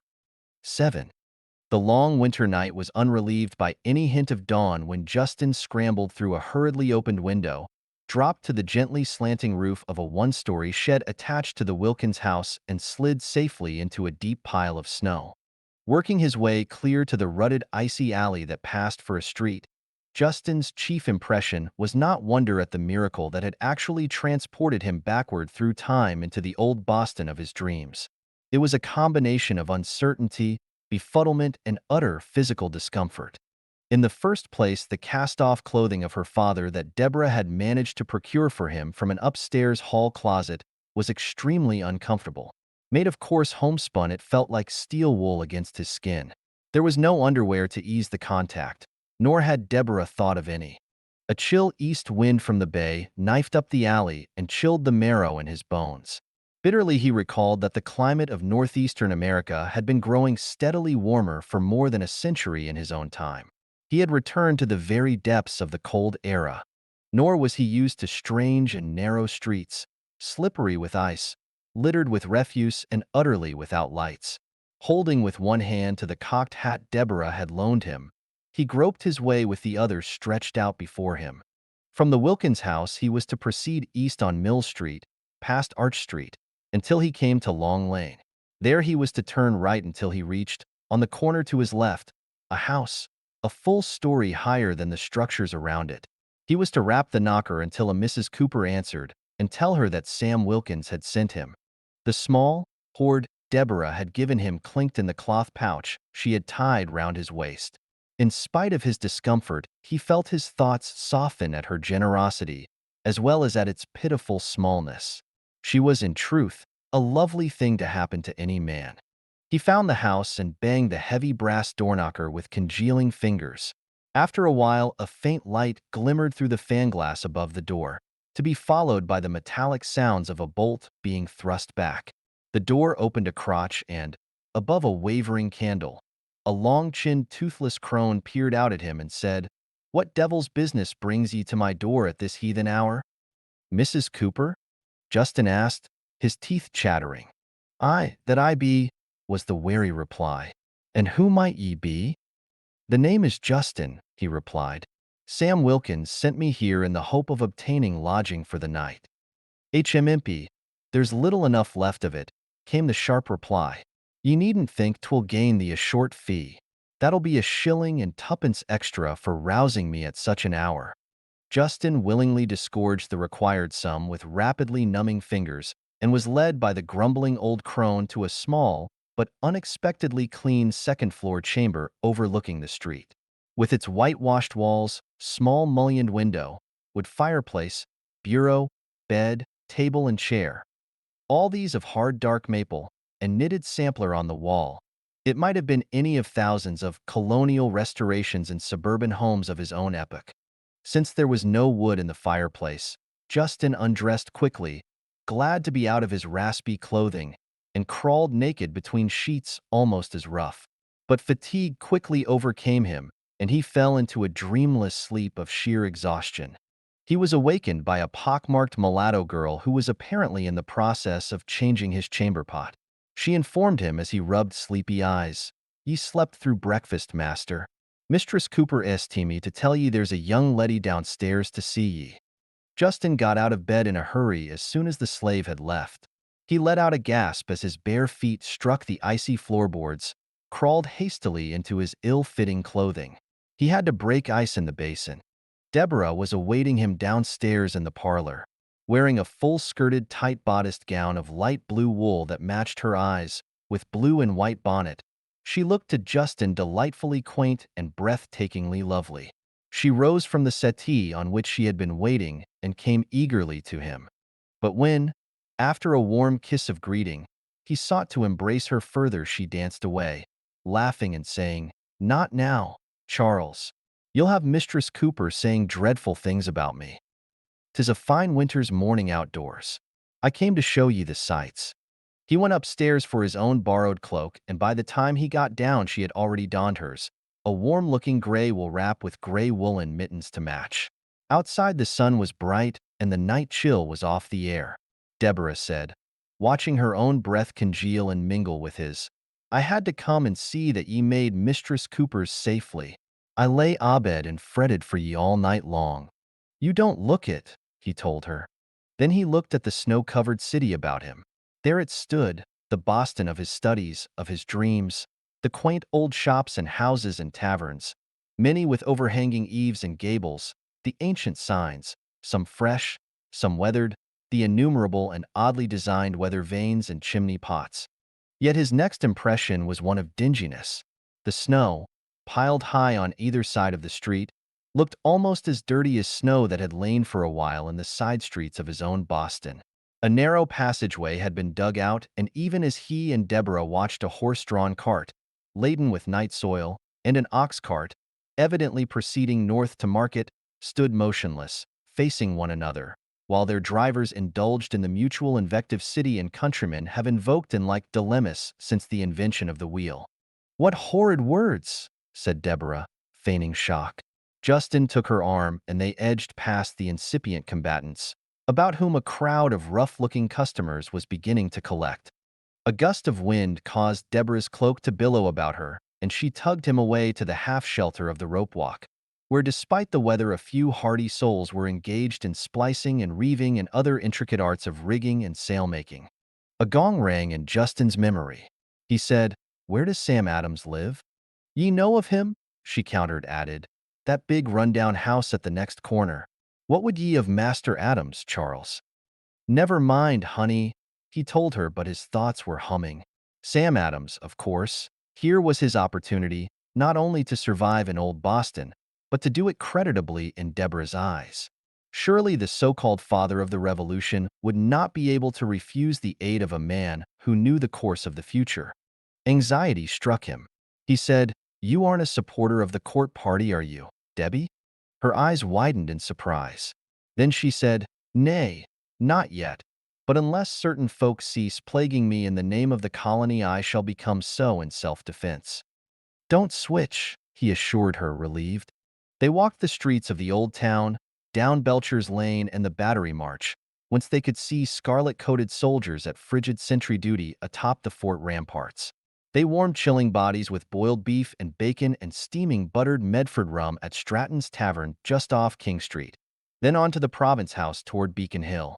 Look at the Palladian gable of that small but stately structure, at the gilded lion and unicorn that adorned its cornices. Justin reflected it looked scarcely younger than when he had paused on his way home in the dusk to survey it a scant 16 hours, or rather 192 years, away. If anything, in his own era, it was rather better kept up. Then they rambled back along Rawson's Lane to Milk Street and Deborah's house, which by daylight proved to be a stoutly comfortable dwelling in obvious good repair. To his surprise, Deborah bade him enter. He followed her inside, said, "How are you going to explain me, honey?" "I'm not," she replied with a flicker of dimple. "There's no soul here but ourselves." He pulled her close, and for a few blissful moments they embraced. Then, again, Deborah pushed him away. He looked at her, said, "What's wrong?" "Ye must leave quickly," she replied. "I have something to attend to, and with ye around I cannot." "Is it your mission from Orton?" he asked her. "If that were all," she replied, "I'd willingly defy Orton and all the Dallas in hell for ye, darling Charles, but there is far too much involved." He argued, but to no avail, reluctantly took his leave. By a steeple clock, he saw that the afternoon was still young. He might as well, he thought, put his time along to good use. So he made his way directly to the ramshackle doorway of Sam Adams' ramshackled old house. An immense, shaggy Irishman, his face pitted by the universal pockmarks of the era, opened the door to his knock. His free fist was clenched about the handle of a large pewter mug, and his accents were slurred as he said, "What have we here?" "I'd like to speak to Mr. Adams," Justin said. The giant roared, "Sam, a peasant to see ye," with the voice of a man fro the moon. There was a murmur from within, and Justin entered a house whose interior looked as threadbare and ramshackled as its facade. He was taken to a disorderly-looking study where a tall, red-faced, genial-looking man, whose coat was glossy with gravy stains, regarded Justin not unpleasantly and said, "Ye wish to see me?" "I do," replied Justin, his knees weak. Glancing at the glowering Irishman behind him, he added, "On a matter of some confidence, Mr. Adams." Adams glanced at his companion and said, "I doubt me much that this honest-looking stranger wishes me ill. Outside, Will." Memory rang another gong within Justin's head. Will, that could mean only Will Molyneux, tough rugged South End mob leader and soon-to-be captain of the town's Liberty Boys, a vital lower bracket cog in the machinery that ultimately set up revolt against the crown in Boston. "Now, master," said Adams inquiringly. "Justin, Charles Justin," he said, "I must ask you to accept some of my story on its face. Otherwise, I fear you will find it incredible. However, I think I may be of use to you." "I'll be glad to hear ye out, if ye take not too long," said Adams, indicating the papers on his desk. Justin decided to plunge directly into his proposition. He said, "To what use would you be able to put a man who could foretell the future in your behalf?" Adam's face became hard as flint. He said, "I know not who ye be or whence ye come, but I ha not the time to sit and listen to such childish prattle." "Please, Mr. Adams, I shan't take long," Justin put in desperately. "I'm a Bostonian like yourself, but I come from a different time, from 2 centuries in the future to be exact." Something in the sincerity of his plea won Justin a reprieve. "Very well, Master Justin, if that be ye our name. Ye our accent is odd enough to account for such a story. Not that I credit ye with truth for a moment. Since ye know so much of what ye term your past, mayhap ye can tell me something of mine own." Justin said, "You and your father made the first open attacks on the crown, following the return of Louisbourg to France in 1746 after its capture by Massachusetts men. You have run through a fine inheritance and are incapable of conducting any sort of business because your interest lies in politics. You graduated several notches higher in your class in Harvard than your young cousin John of Braintree. At the moment you are seeking some means of renewing the fight against the crown. You are in the process of organizing the North and South End mobs of Boston to that purpose, uniting them into a controllable body that will obey your commands. Will Molyneux, in the next room, is one of your chief aides. Thus far ye have told me nothing that is not common knowledge." But Adams frowned slightly as he spoke. "Is it generally known how well you have organized the mobs, Mr. Adams?" said Justin. "Is it generally known that you are counting, perhaps at this very moment, upon the enforcement of writs of assistance to re-arouse the opposition to the crown that has lain dormant so long? Is it generally known that your opposition to the mother country is based upon a snubbing you received from a British officer in an alehouse 15 years ago?" "Enough," "Young man," said Adams, "ye are either what ye say ye are, in which case ye are a wizard, or ye are a spy sent here by my enemies to muddle me with poor advice. Ye know too much about me, and I know too little about ye. Now get out." There was no mistaking the anger in those genial brown eyes as Adams rose to his feet. All at once Justin realized he was going to call Molyneux, have him chased out of town, perhaps beaten. After all, there was no police force in the Boston of 1761.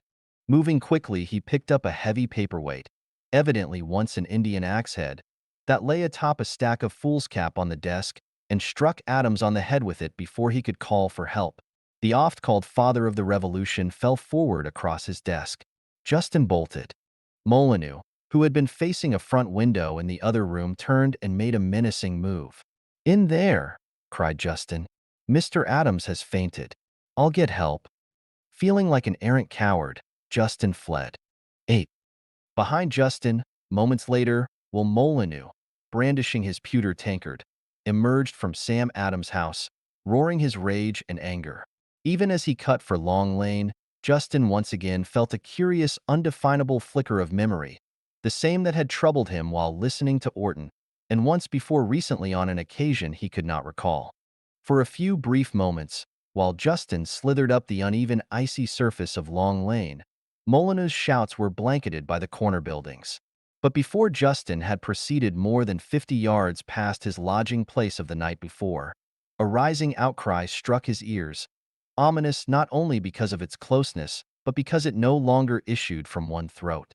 Evidently, Molyneux's gang was joining the chase. To his right, the uninviting walls of close-set shops and houses offered no refuge. But to his left, the houses were larger and fewer, with stretches of solid wooden fence between. If he could only get through into the inner block area of yards and gardens, he might be able to cut across them to Arch Street and thence to the Wilkins house. The hue and cry was growing louder by the moment. His pursuers would emerge in sight of him, and the chase would be as good as over unless he did something, and did it quickly. Providentially, he stumbled, stretched out a hand, struck a small door in the fence which gave under his weight. With a sobbing gasp of relief, Justin lunged through it, shut it behind him, leaned against it, panting, while the sounds of pursuit swept past. Getting through the various yards and gardens was not easy because of the deep snow. It took him a good 15 minutes, but he finally worked his way through a manure hole. Mercifully, the cold weather kept it from reeking, into a barn. Horses, well wrapped but chilly, stamped in their stalls as he made his way to the front of the building. Justin found a small door, slipped through it, and made his way to the snow pile against the Wilkins shed. Luckily, there was no lock on the window of Deborah's room.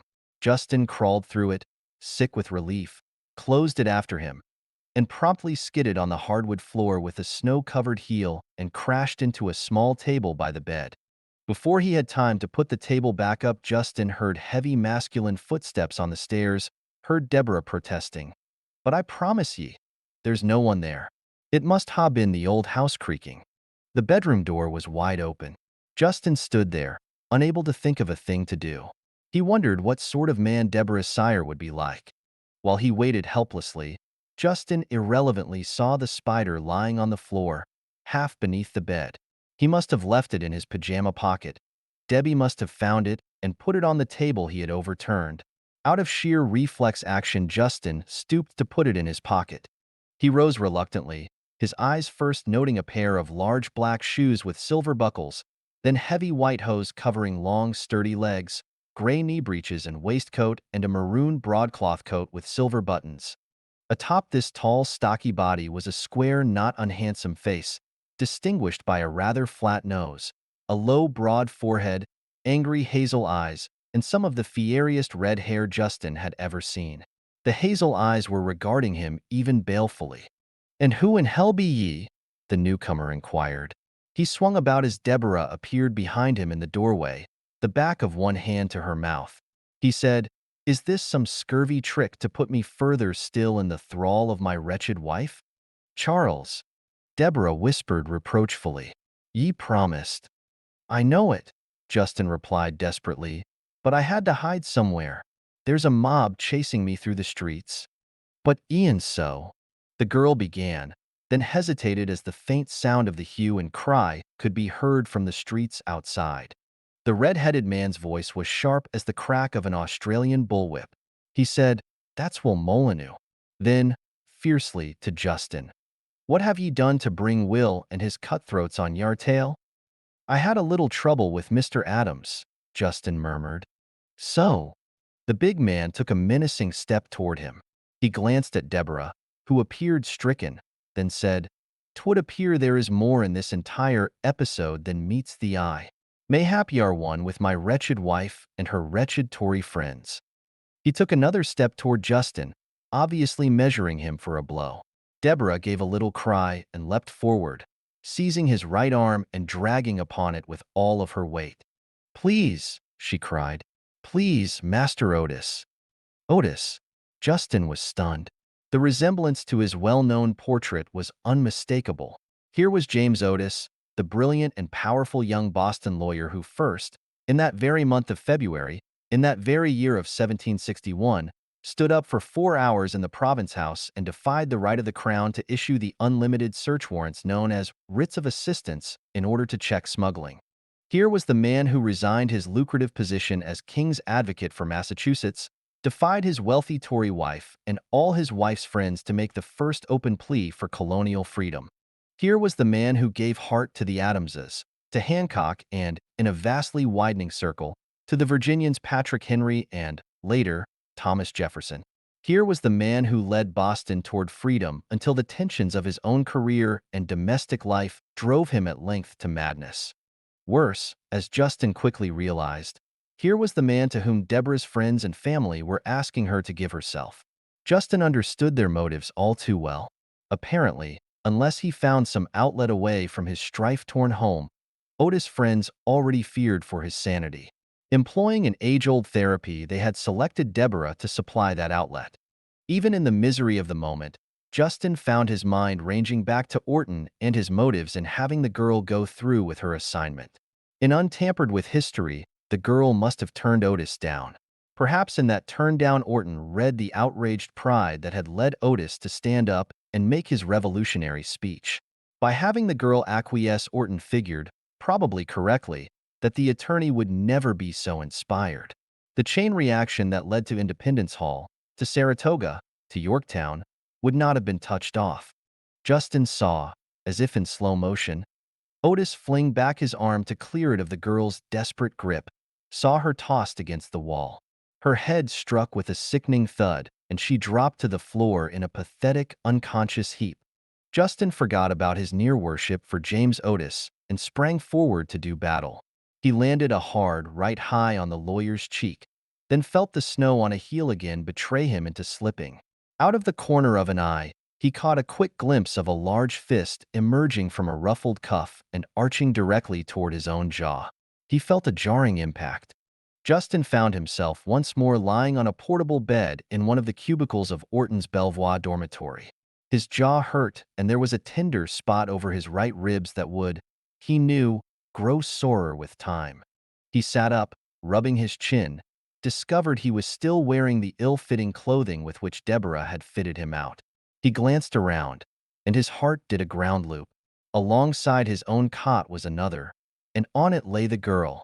Justin forgot his own sorenesses and went to her, put a hand on her face, felt his knees turn to oil as he discovered her face was warm, felt the rhythmic softness of her breath against his fingers. She opened her eyes and smiled, and Justin felt his insides melt at the trustful happiness of her expression. He said, "It's all right, Debbie dear. Orton's brought us back to Belvoir. As long as we're still together," she whispered. Then, frowning, "My head hurts and back a little." A familiar sardonic voice spoke from the doorway. "I am glad," said Orton, "that you find your return here so pleasant. I don't suppose you have the slightest inkling of what this unexpected insanity of yours has cost." Justin considered for the first time the possible consequences of what he and Deborah had just managed to accomplish. He said, "We fouled up the works?"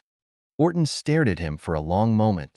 Only by rigidity of manner did he give indication of the anger he must have felt. He said, "You show rather more discernment than I had expected, Justin. but I fear you still fail to realize the enormity of your sabotage. Time, as you conceive it, has no meaning for me, of course.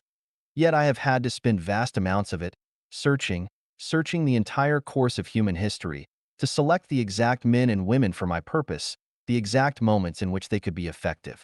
The essence of my entire plan was simultaneous alteration of the historic line. Orton went on. Only thus could the salvation of humanity be effected without dislocation amounting to chaos. By your insane romantic aberration, you two have disrupted the entire process. Justin thought it improbable that Deborah could understand much of what their host was saying, yet the impact of his tone upon her was dynamic. She slipped from her bed, skirts whirling, marched up to Orton and said, "I care not what ye think, Master Orton. Neither Charles nor I asked to be brought here. And furthermore, I'll not have ye using that tone to Charles." Orton said to Justin, "Perhaps we'd better talk this over in private. So ye can soft-talk Charles into doing your bidding, and leave me to face Master Otis alone?" Deborah's defiance was magnificent, and Justin put an arm around her. He said to Orton, "Since time is of no account to you, perhaps you'll give us a little of it together." "As you wish." Orton shrugged and turned to leave. "I shall await your summons." What did he mean? Deborah asked Justin when he had gone. Justin studied her briefly, kissed her, then said, "Debbie, just how did our friend explain himself to you?" "Oh." The girl looked vague for a moment. "He told me that if I failed to heed Master Otis' plea, the Redcoats would come to Boston and burn my home and kill my father and mother and brothers, and ruin me." Suddenly, Deborah's arms were around him tightly, her worried face peering searchingly into his. She said, "Through my willfulness will all these dreadful things come to pass, Charles darling?" "Debbie," he told her gently, "I don't know, but I'm going to find out." "You'll not desert me," she pleaded. He smiled down at her. "Debbie, I don't think I could desert you if it meant the end of the world, and it may yet." "Ye are jesting," she said. "Kiss me." He did, and again they were interrupted by a throat clearing in the cubicle doorway. Dr. Phillips said in his old-fashioned London accents, "I don't quite ken why our friend has brought us back, but I see things are the same betwixt the two of you."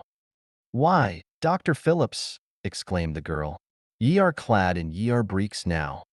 "I thought it might be a wise precaution before returning to my nap," said the professor mildly. Justin said, "Come in, doctor." He set Deborah on her cot, swung onto his own, while Dr. Phillips accepted the one chair in the cubicle. He seemed not at all surprised to find two beds where one had stood before. "Dr. Phillips," said Justin, "I've been hoping you'd turn up here again. On our first visit, I saw a Roman soldier down the hall toward the dining saloon. He was with a Mohammedan-looking female. Do you have any idea of who he is, or what his assignment is?" Dr. Phillips nodded. He said, "I forget his name. It is of no moment in history. He is, or was, a mere field officer in the suite of a Judean subpraetor during the reign of Augustus." "And his assignment?" Justin asked quietly. "I believe to the best of my memory," Dr. Phillips frowned as he delved into his own mind, "that this chap was supposed to arrest a fellow named John something, rather outside of Jerusalem, and hold him on a trumped-up charge." "I take it," said Justin, "that Roman Judea has not been one of your fields of study." "Gracious no," replied the Don. "My only knowledge of Latin is derived from an effort to study its imprint, if any, on the pre-Christian tongues of Northern Europe, including Scandinavia." "Thank you, Dr. Phillips," said Justin, slipping off his couch again. "By the way, how do you summon Orton when you want him?" "Just press this button," said Dr. Phillips, indicating a circular buzzer almost invisible against the wall near the corridor door. "Well, in that case I'll be going." 9. Orton sauntered in. He nodded pleasantly, said, "That was quicker than I dared hope. Thanks, Justin. And you too, Deborah Wilkins. You have reached your decision together?" Deborah spoke quietly, firmly, said, "Charles is my master. What he decides, I shall obey." "Remarkable, this strange emotional fusion," Orton remarked to the banker. He sat down, added, "Of all human madness, love is the most difficult to understand. You should be used to it by now, Justin told him. Orton sighed and said, some things one cannot get used to. But come, Justin, I trust you are going to be reasonable. I'm going to ask you a few questions before coming to a definite decision, said Justin. Sane enough, Orton replied amiably. Justin began. On my first visit here, I noticed a Roman legionary a few doors down the corridor. Orton nodded. Right, Marcus Rutilius Cataneo. A very well-balanced young man. Justin said, when you first discussed with me the madmen of history who have succeeded, you'll pardon an apparent digression. It occurred to me afterward that you failed to mention the Christ. Orton made a deprecatory gesture. My dear fellow, I can never be certain how deep such spiritual beliefs go in any of you humans. I thought it more tactful. This Marcus Rutilius, what's his name? Justin went on.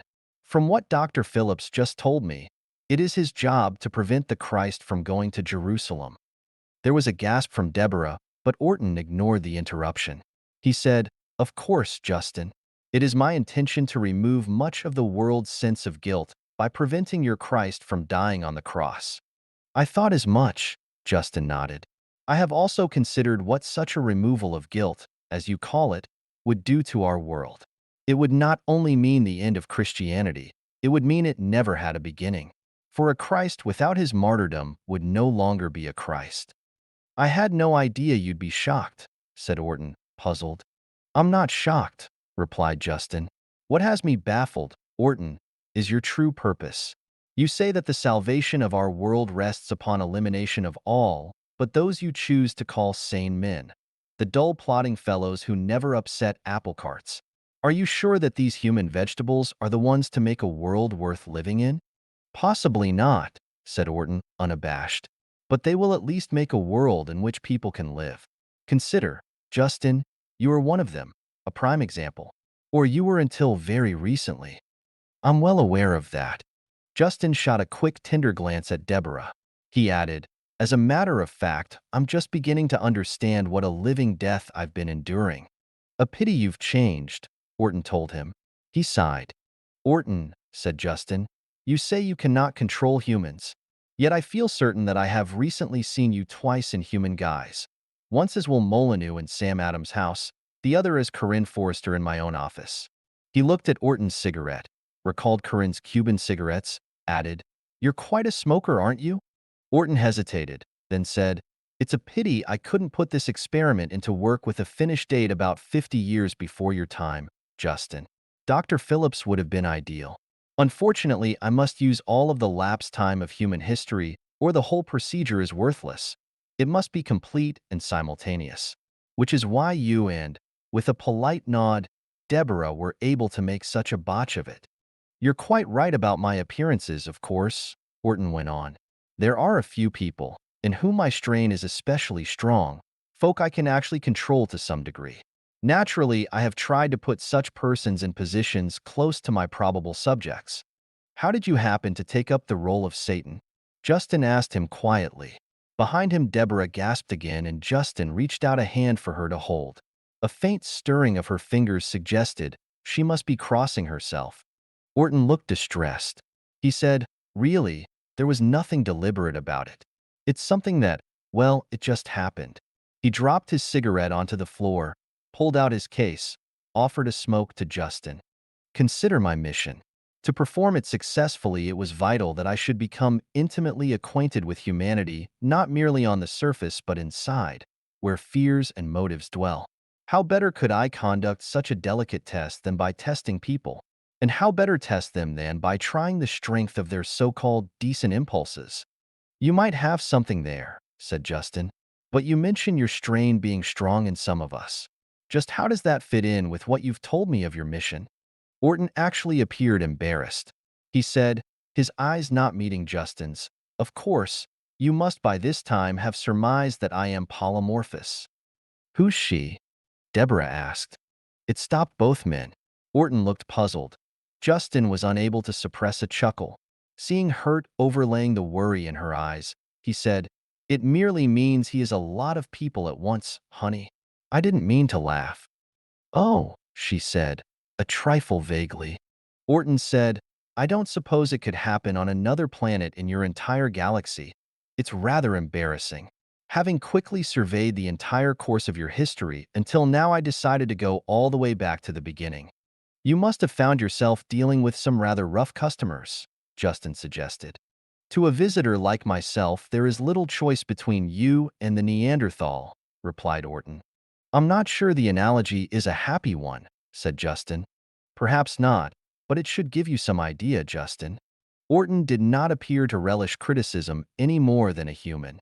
As a matter of fact, I didn't go back quite that far. The Sumerians were quite early enough for my purposes. In various parts of the world, I became a creature analogous to the woman your Judeo-Christian legend calls Lilith. Since only females actually spawn in your world, it appeared logical to me that they were the more important. But something was missing. Merely playing goddess to these alien creatures told me little about them. So, in a dozen carefully screened and selected human settlements around your world, I stepped down from my pedestal and became Eve. Good Lord, said Justin. You mean that you, an alien? Yes. Orton's expression was sour. In at least a half-dozen bodies I conceived. Furthermore, once it had happened, there was no escaping or altering those particular bodies until the child was born. I don't quite see how it could happen, said Justin. Neither did I at first, said Orton unhappily. Mind you, I am in my own universe what could be very roughly compared to a roving social analyst in yours. And here I was alone, in this situation. It took me some time to find the answer. Ultimately, of course, I discovered the reason for my disaster. Despite the vast distortion differences that must occur in any creature or thing that makes a voyage from subspace to your space, I discovered that I was, in polymorphic form, of course, a highly developed member of a highly developed species corresponding in my universe to yours. If I brought a Piltdown woman to Belvoir and induced you to mate with her, don't shudder, I have no intention of doing so. She would ultimately conceive. I could not accept this resemblance at first, any more than you could accept similarity to a Piltdown female. But there I was, mortally chained to beings on your planet through a most elementary process. Deborah said, her voice shaking, Charles, he's joking, isn't he? Justin shook his head, said to Orton, so your strain became inextricably intermixed with ours. But how does that account for your playing Satan? My dear Justin, Orton spread his hands wide. Consider my position. What had originally been a most impersonal mission had become a matter of the deepest personal concern. Confidentially, I have never since, or at least within the past few hundred generations, been able to materialize on Earth itself. Why not? Justin asked him. Because of the risk, replied Orton. Suppose, as a man, I were killed accidentally or murdered. Suppose, as a woman, I conceived again. I can assure you my desires in such matters are perhaps even stronger than those of your species. Each such accident, and in the early days I had my share, is weakening. I have only so much life force and no means of replenishing that which is spent, not in this universe. Hence I have had to indulge in what you might term economy of forces. Playing the devil, Justin reminded him. Damn it, don't interrupt. I am quite capable of image projections, hallucinations to you. These I have indulged in frequently when I thought such appearances needful or considered them diverting. In some of them, for various reasons, I have assumed some remarkable shapes. How about these folk you can influence directly? Orton regarded Justin irritably, said, surely you know enough of Mendel's law to be aware that dominant strains will pop up again and again, even in a recessive capacity. When mine recurs, as it does in every generation, I am able to exercise over them more control than I can over others. How much control can you exercise over someone else, say over me? Justin asked Orton quietly. I think you can answer that for yourself, said Orton. Justine thought it out quickly. If Orton could actually control him, save when he was unconscious or on the rim of sleep, there would have been no need to bring him to Belvoir at all. Orton met his gaze frankly, and Justin, from his long experience of judging living beings, some of whom were perhaps as devious as Orton himself, decided the other was lying, or at any rate revealing but an expedient fraction of the truth. Why, he wondered, didn't Orton simply kill Deborah or himself? The answer to that was obvious. If he could have done so, he certainly would have, especially after Justin and Deborah had balanced up his whole scheme, which meant that he couldn't, for all the miracle of his ship and his polymorphism and his ability to span time at will. Justin wondered why his host was so helpless, decided he might as well accept the fact. "All right," he said, "so it's a stalemate, correct?" "I wouldn't be too sure," said Orton. His eyes turned toward Deborah, but he spoke to Justin. "The matter of inbred belief is or can be a vital factor. I believe you have heard, in your own enlightened era, there was a trace of irony in the phrase, of primitive Haitians and Africans who have succumbed to voodoo for no other reason than that they believed in it and thought someone had put a death curse on them." "I have heard of them," said Justin, "but I've been thinking of another factor in our first discussion. We discussed your so-called madmen, but what of sane men? What of them?" Orton looked troubled. "Let's look at some of the most successful," Justin offered. "For instance, Genghis Khan. Now there was a sane man. He fought only for self-preservation, and each time he won a victory he was forced to preserve it and himself by winning more. So he destroyed a continent and caused the deaths of, say, 50 million innocent people. He left marks on the world that are still with us. The deserts of Central Asia, the fierce psychology of Russia under Tsar or Commissar. Do you call him insane?" Orton made an impatient gesture, said, "Of course he was sane. It was his time and environment, not himself, that were at fault." "You're rationalizing," said Justin. "I could name some other sane men of prominence. Timur the Great, Attila, Metternich, Stalin. Find me any saner men." "Who are these strangers of whom ye speak?" asked Deborah. The men ignored her. Orton said, "In the case of each there were extenuating circumstances. And," said Justin, "I can name you some sane men who, for one reason or another, failed, which can only be called a blessing to mankind. Roque-Din, the last emir of the assassins, for instance, or Lucullus or Louis XIV or Bismarck or Robespierre. Now certainly no saner, less imaginative, more honorable man than Robespierre ever lived. Yet he virtually destroyed a great revolution by his very sanity." For the first time, Orton looked seriously annoyed. He said, "On what range of experience do you base your judgment of what is beneficial for humanity or not, my dear Justin? This is ridiculous. Why should I argue with you?" "Because you've got to persuade me to do your will, or your entire scheme will collapse," Justin told him calmly. "You're risking the person you love most," said Orton. "Not yet," replied Justin. "And here's something else that has me stopped. If you're so anxious to save our planet from its so-called ruin, why are you taking the very steps that will lead to its speedy destruction?" "Consider," said Orton, regaining his self-control. "If my plan is followed, your planet will suffer a certain retrogression, of course. Now think what such a retrogression will mean. It will mean no A-bomb, no airplanes, none of the modern destructive machinery. In that way, your planet will be eons from self-destruction." "You'll force us back to the caves," cried Justin. "Not quite." Orton smiled. "Not quite, my dear Justin. Why not enjoy a good dinner before we resume our little chat?" X. There were a number of small changes in the clothing of the diners in Orton's incredible restaurant. The 18th century lady had removed her towering headdress to reveal a closely shaved round pate. The white-haired woman from medieval England had managed to don a shift, and of course Dr. Phillips had his trousers. But most of the diners appeared the same. There was a general air of festivity about the repast. Apparently the bulk of the visitors had expected no return to the paradise of Belvoir, and were resolved to enjoy its luxuries to the hilt. But Justin and Deborah said little, barely toyed with their food. "Darling Charles," said the girl softly, "what do you think is going to happen now?" "I don't know," said Justin honestly. He captured her near hand, added, "Dear Debbie, will you go with me no matter what?" She answered him with her eyes. When they returned to their cubicle, after a brief walk in the garden, Orton was awaiting them. He said, "Well?"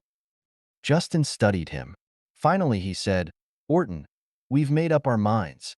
We're going back together, but this time we're going back into my era." Deborah gave vent to a little cry of joy. Orton flicked ashes on the floor. "You still don't seem to understand, my dear Justin," he said. I can't allow that. I might, of course, be willing to make some concessions. I could arrange things for Deborah so that she will succeed without having actually to give herself to James Otis. I might even be able to rig some sort of happiness for you, Justin, say a liaison with Corinne Forrester. Reading Justin's expression correctly, he added quickly, no, of course, that would not do now. But I could influence some very likely facsimile of your young lady here, and perhaps get you clear of your present unhappy domestic arrangements. That I don't doubt, said Justin. But what guarantee can you give us that you will? And, as Orton colored slightly, we go together or we don't go at all. In either case, you're cooked. An odd expression to use toward me, said Orton thoughtfully. I assure you I can make things extremely unpleasant for Deborah. I don't doubt that either, Justin told him. But to what avail? He hesitated, then plunged into a statement he had been considering through dinner. Orton, I don't think you give a damn what happens to our world. I don't believe you give a damn about our sun going nova. Orton said silkily, very well, Justin. What do you believe? Where I am concerned? I think you'd have taken off from here like a shot if it weren't for your becoming inextricably entangled with the human race through your multiple Eve disaster. I have no idea of the effect of plural birth upon a polymorphous being, but I have a hunch it is serious. I think you've got to destroy all of us to get away. Otherwise, none of this makes sense. Then why shouldn't I simply stay on? Orton inquired caustically. I'll tell you why, replied Justin. You've got to get away because we're beginning to learn too much. Sooner or later, the existence of this ship of yours is going to be discovered. You are going to be discovered. And when that happens, you're in the wrong galaxy and your physical weapons will be as useless as your psychological weapons are useless against an educated mind and spirit. Orton said, you have reared quite a structure upon a few involuntary hints, a smidgen of knowledge and a long train of intuition. He smiled ruefully, added, I might as well confess you are remarkably close to the truth. Not a bullseye, but close. Thank you for that, said Justin ironically. You needn't feel too proud of yourself, Orton told him. I suppose the indications are there for anyone to read who is able to. You're right about my mission. Mine is merely an experimental flight to crash the barrier between your space and mine. Incidentally, I believe, the first to do so successfully. Unfortunately, my ship emerged into this galaxy on a collision course for a planet of your system, shattering it into what you know as the asteroids. As a result of the damage it caused, I was forced to moor to Earth in an effort to effect repairs. I could not make such repairs alone. Hence, I was forced to develop the dominant species to a point where its members could actually do some of the heavy work. The construction needed, while minuscule in comparison to my ship, was immense in relation to men, immense and generally senseless. The Tower of Babel, mused Justin, and the pyramids, and the basalt water city of Ponape and scores of other structures whose size has always seemed to exceed the needs of their purpose, Orton affirmed. Call them jacks if you wish, that was their primary function. At any rate, thanks to the labor of humans, my ship has at last been readied for its return flight. And if you should return successfully, what will happen? Orton shrugged. I belong to an aggressive race, he said simply. We have already conquered one universe. Need I say more? And your communications are ineffective? Justin asked. Yes, thanks to the crash. But don't let your hopes rise too high, Justin. When my plans are complete, human science and knowledge will be irreparably set back. So you are afraid of what we're beginning to learn. Afraid? That is an emotional word, but I suppose in a parallel way I am. Orton paused, added, your species is aggressive too. As I have already told you, we are very similar. Why not simply cut and run and then come back in force and destroy us? Countered Justin. Time is much less simple than you people seem to think, said Orton. The few months it would require us to organize such an expedition in my universe would be the equivalent of several centuries in this one. And by that time, if you have not destroyed yourselves, you may know as much as we. So you plan to destroy us, said Justin. Orton replied, you should know better than that, Justin. Why should I trouble to bring all of you here? Why should I have spent the time and labor I have on this experiment, when I could blast your planet out of hand? Justin studied him for a moment, then said, I can think of a pair of possible reasons, Orton. 1. Your extra space weapons might not be effective in this universe. 2. From some of the things you have dropped about polymorphous conception and birth, you may not be able to disally yourself from humanity so easily. Orton studied Justin in turn, then said, You're wrong about my weapons. They have long since been adjusted to operate in your space. But I am saddled with you. All of you. I am like a man with a diseased appendix, save that in this instance my appendix numbers 3 to 4 billion. You mean you are actually part of us, and we of you? Asked Justin, appalled at the thought. Unfortunately, yes, in what you would call a physiological sense, but one which is painfully physical to me, Orton replied. Now consider my plight in terms of your own appendicitis. Such major disasters as battles and natural catastrophes are like recurring attacks. An atomic war might well rupture my very fabric. Naturally, deaths in smaller quantities or lesser disasters do not noticeably affect me, but the destruction for which your world may be heading is more than I can risk. Therefore, I have had to take steps, first to obviate the possibility of atomic war, secondly to lower the population. These are the twin purposes toward which I have conducted my experiment. If I were to wipe out humanity, as I easily could, I should myself die. I think I understand, Justin told him, frowning. By removing human imagination, you call it madness. You plan not only to reduce human population to a nubbin, but to rig things so that the remnants will eliminate themselves in a manner practically painless to yourself. Am I right? Orton hesitated, then said, Consider again the man with appendicitis. If it bursts and he has no proper medical care, he will die. But if it withers away, then he is free of the diseased organ. And for that purpose you expect me to go through with your assignment? Asked Justin. You're the one who's mad. I think not, said Orton, rising. I happen to know how all-powerful the peculiar form of insanity you humans call love can be. For instance, he extended a hand casually toward Deborah. At once a wall of flame sprang up around the cot on which she was sitting. She screamed and shrank back, cowering and covering her eyes. Justin sprang toward her, stood in the midst of the fire. Come, he told her, but she refused to believe the fire was illusory. She screamed again, said, Ye are a dial too, Charles. Stop it, cried Justin to Orton. Certainly. At once the flames vanished. Deborah looked at Charles piteously. Charles, he's going to burn us alive. He is Satan. You want to go back to your own time alone, my dear? Orton had strolled casually to the other side of the bed.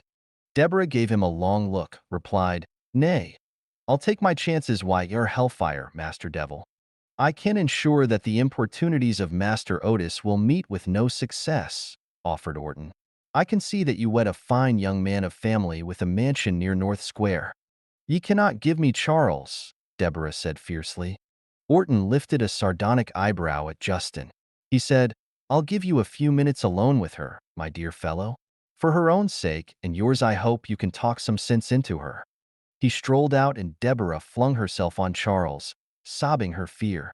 He said when she had calmed a little, Dear Deborah, you've got to understand. Orton's fire is real only if you believe it. You saw me standing in it unsinged. I know, she sobbed. My eyes saw and my poor brain understood, but the rest of me couldn't believe. You can thank your preachers for that, said Justin. They've been playing right into the hands of Orton all along. Now that you've seen I can't be hurt, you've got to believe yourself. Otherwise, I'm afraid. Else what? She asked tremulously. Otherwise, there's no hope for us, honey. If we can't stand together against him, we might as well both be dead. It will mean the death of the world as we know it. He looked close into the depths of her blue eyes. Do you think you're strong enough, with me at your side? I don't know, she replied. Darling Charles, can't ye see how much I want to be strong? But can't he understand how little it will avail us if, after I promise, I fail? He sighed, automatically patted his pockets for a cigarette. The spider. It was still there. Justin pulled it out, looked at it. When Corinne Forrester had questioned him about its uses other than as a waterproofer, he had not given her an answer. Deborah touched the odd little sprayer with a forefinger, said, I found this in your nightdress when I put it away. What is it, Charles? He hesitated, made up his mind, said, It's an invention from my own time, honey. It shelters against cold and against heat. Providence must be with us. Against heat? How does it work, Charles? Here, I'll show you. He pressed a tiny button, spraying some of the transparent plastic across the palm of his left hand. "'Tis as magical as Master Orton's devices," cried the girl.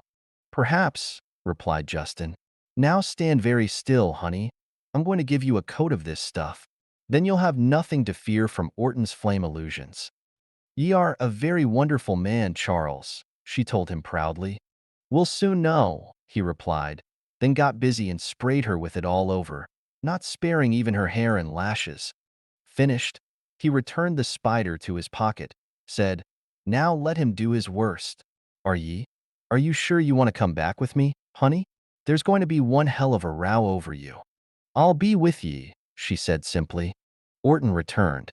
He bowed to his guest, said, "Well, I hope this is our last session." "We've reached an agreement," Justin told him. "An intelligent agreement?" "Quite. We're going back together, to my time." Orton's smile was not pleasant. He said, "This may sound a trifle trite, but don't say I didn't warn you." Then, to Deborah, "For your information, this may be quite painful while it lasts, or while you last." "Don't be afraid, honey," Justin told her. "I'm not." The countenance she lifted to his was radiantly assured. "Not anymore." Orton hesitated, his hand half outstretched, and said, "I truly hate to disillusion you, Justin." "We'll see how your tricks prevail against love," said Justin. "Love." The words seemed to infuriate Orton. He gestured at them, and the room became a cubicle of fire. For a fraction of a second, Justin flinched involuntarily, and during that time he could actually feel the heat. Then, once more in control of himself, he stood quietly amid flames that neither seared nor burned. Deborah looked up at him and smiled, the blaze flickering against her face. Her hand found his, pressed it tightly, and she smiled. The flames vanished. A weary Orton shook his head in bafflement. He said, "All right, you too, you win. I'll do anything you wish. Anything to get you out of here." 11. When Justin came to, he felt as if he had been wrapped in several layers of flour sacking. Then, with returning consciousness, he discovered himself to be lying in his own bed in the house on Louisburg Square, wearing the coarse, heavy clothes Deborah had given him. Deborah. A quick glance to his left revealed her lying beside him. He put out a reassuring hand to stroke her face, felt its plastic coating, got out of bed in a hurry. "Come on," he said. "Let's get that stuff off of you." She moved like a girl in a trance. Her eyes ranged from the bed itself to the electric light on the bedside table, to the telephone, to the carpet, to the walls, then at last to Justin. "Don't let it throw you, honey," he told her. "Think how I felt when I woke up in your bed." She said in a near whisper, "But this is more wonderful than Belvoir itself. Prepare yourself for another shock, honey. A 20th century bathroom. We're going to get you cleaned up." It was like showing a child its first Christmas tree. It took Justin a full 15 minutes to get Deborah safely ensconced in a hot tub. He emerged, perspiring, carrying her clothes, and deposited them on a chair, then began to strip off his own ill-fitting garments. He stopped in the process of disrobing, picked up the phone, dialed the Ritz, and reserved a suite. He had no intention of having Marie walk in to find Deborah there with him. He found the spider again in his pocket, sat down on the bed to examine it once more. On impulse, he squirted some of the remaining plastic on his hand, picked up a lighter, ran the flame beneath it. The stuff flamed up like benzene, blistering his palm before he could extinguish it. Justin shook his head and tossed it onto the table, feeling more sweat bead his forehead. This, he decided, was one invention he was definitely going to turn down. If he still had his job with the Ninth of Boston, come the morning, he got out of his absurd clothes, scratched his flanks with relief, rummaged in the wardrobe for an extra robe. Deborah called for help. She was having difficulty getting the plastic out of her hair. Justin stood her under the shower, soaped her head, and turned on the warm water. "We'll get you a decent shampoo at a beautician's tomorrow, honey," he told her. It was at that moment that Marie appeared in the doorway. She looked at Justin, then at Deborah incredulously. She was carrying the blue and white dress of the girl from Old Boston in her hand. She said, "I was going to ask you what this was, Justin, but I see there's no need."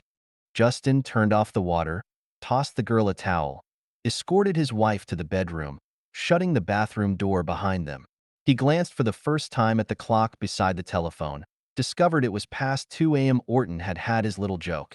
Instead of returning them to the banker's house at the moment of his first summons, he had allowed a few hours to elapse.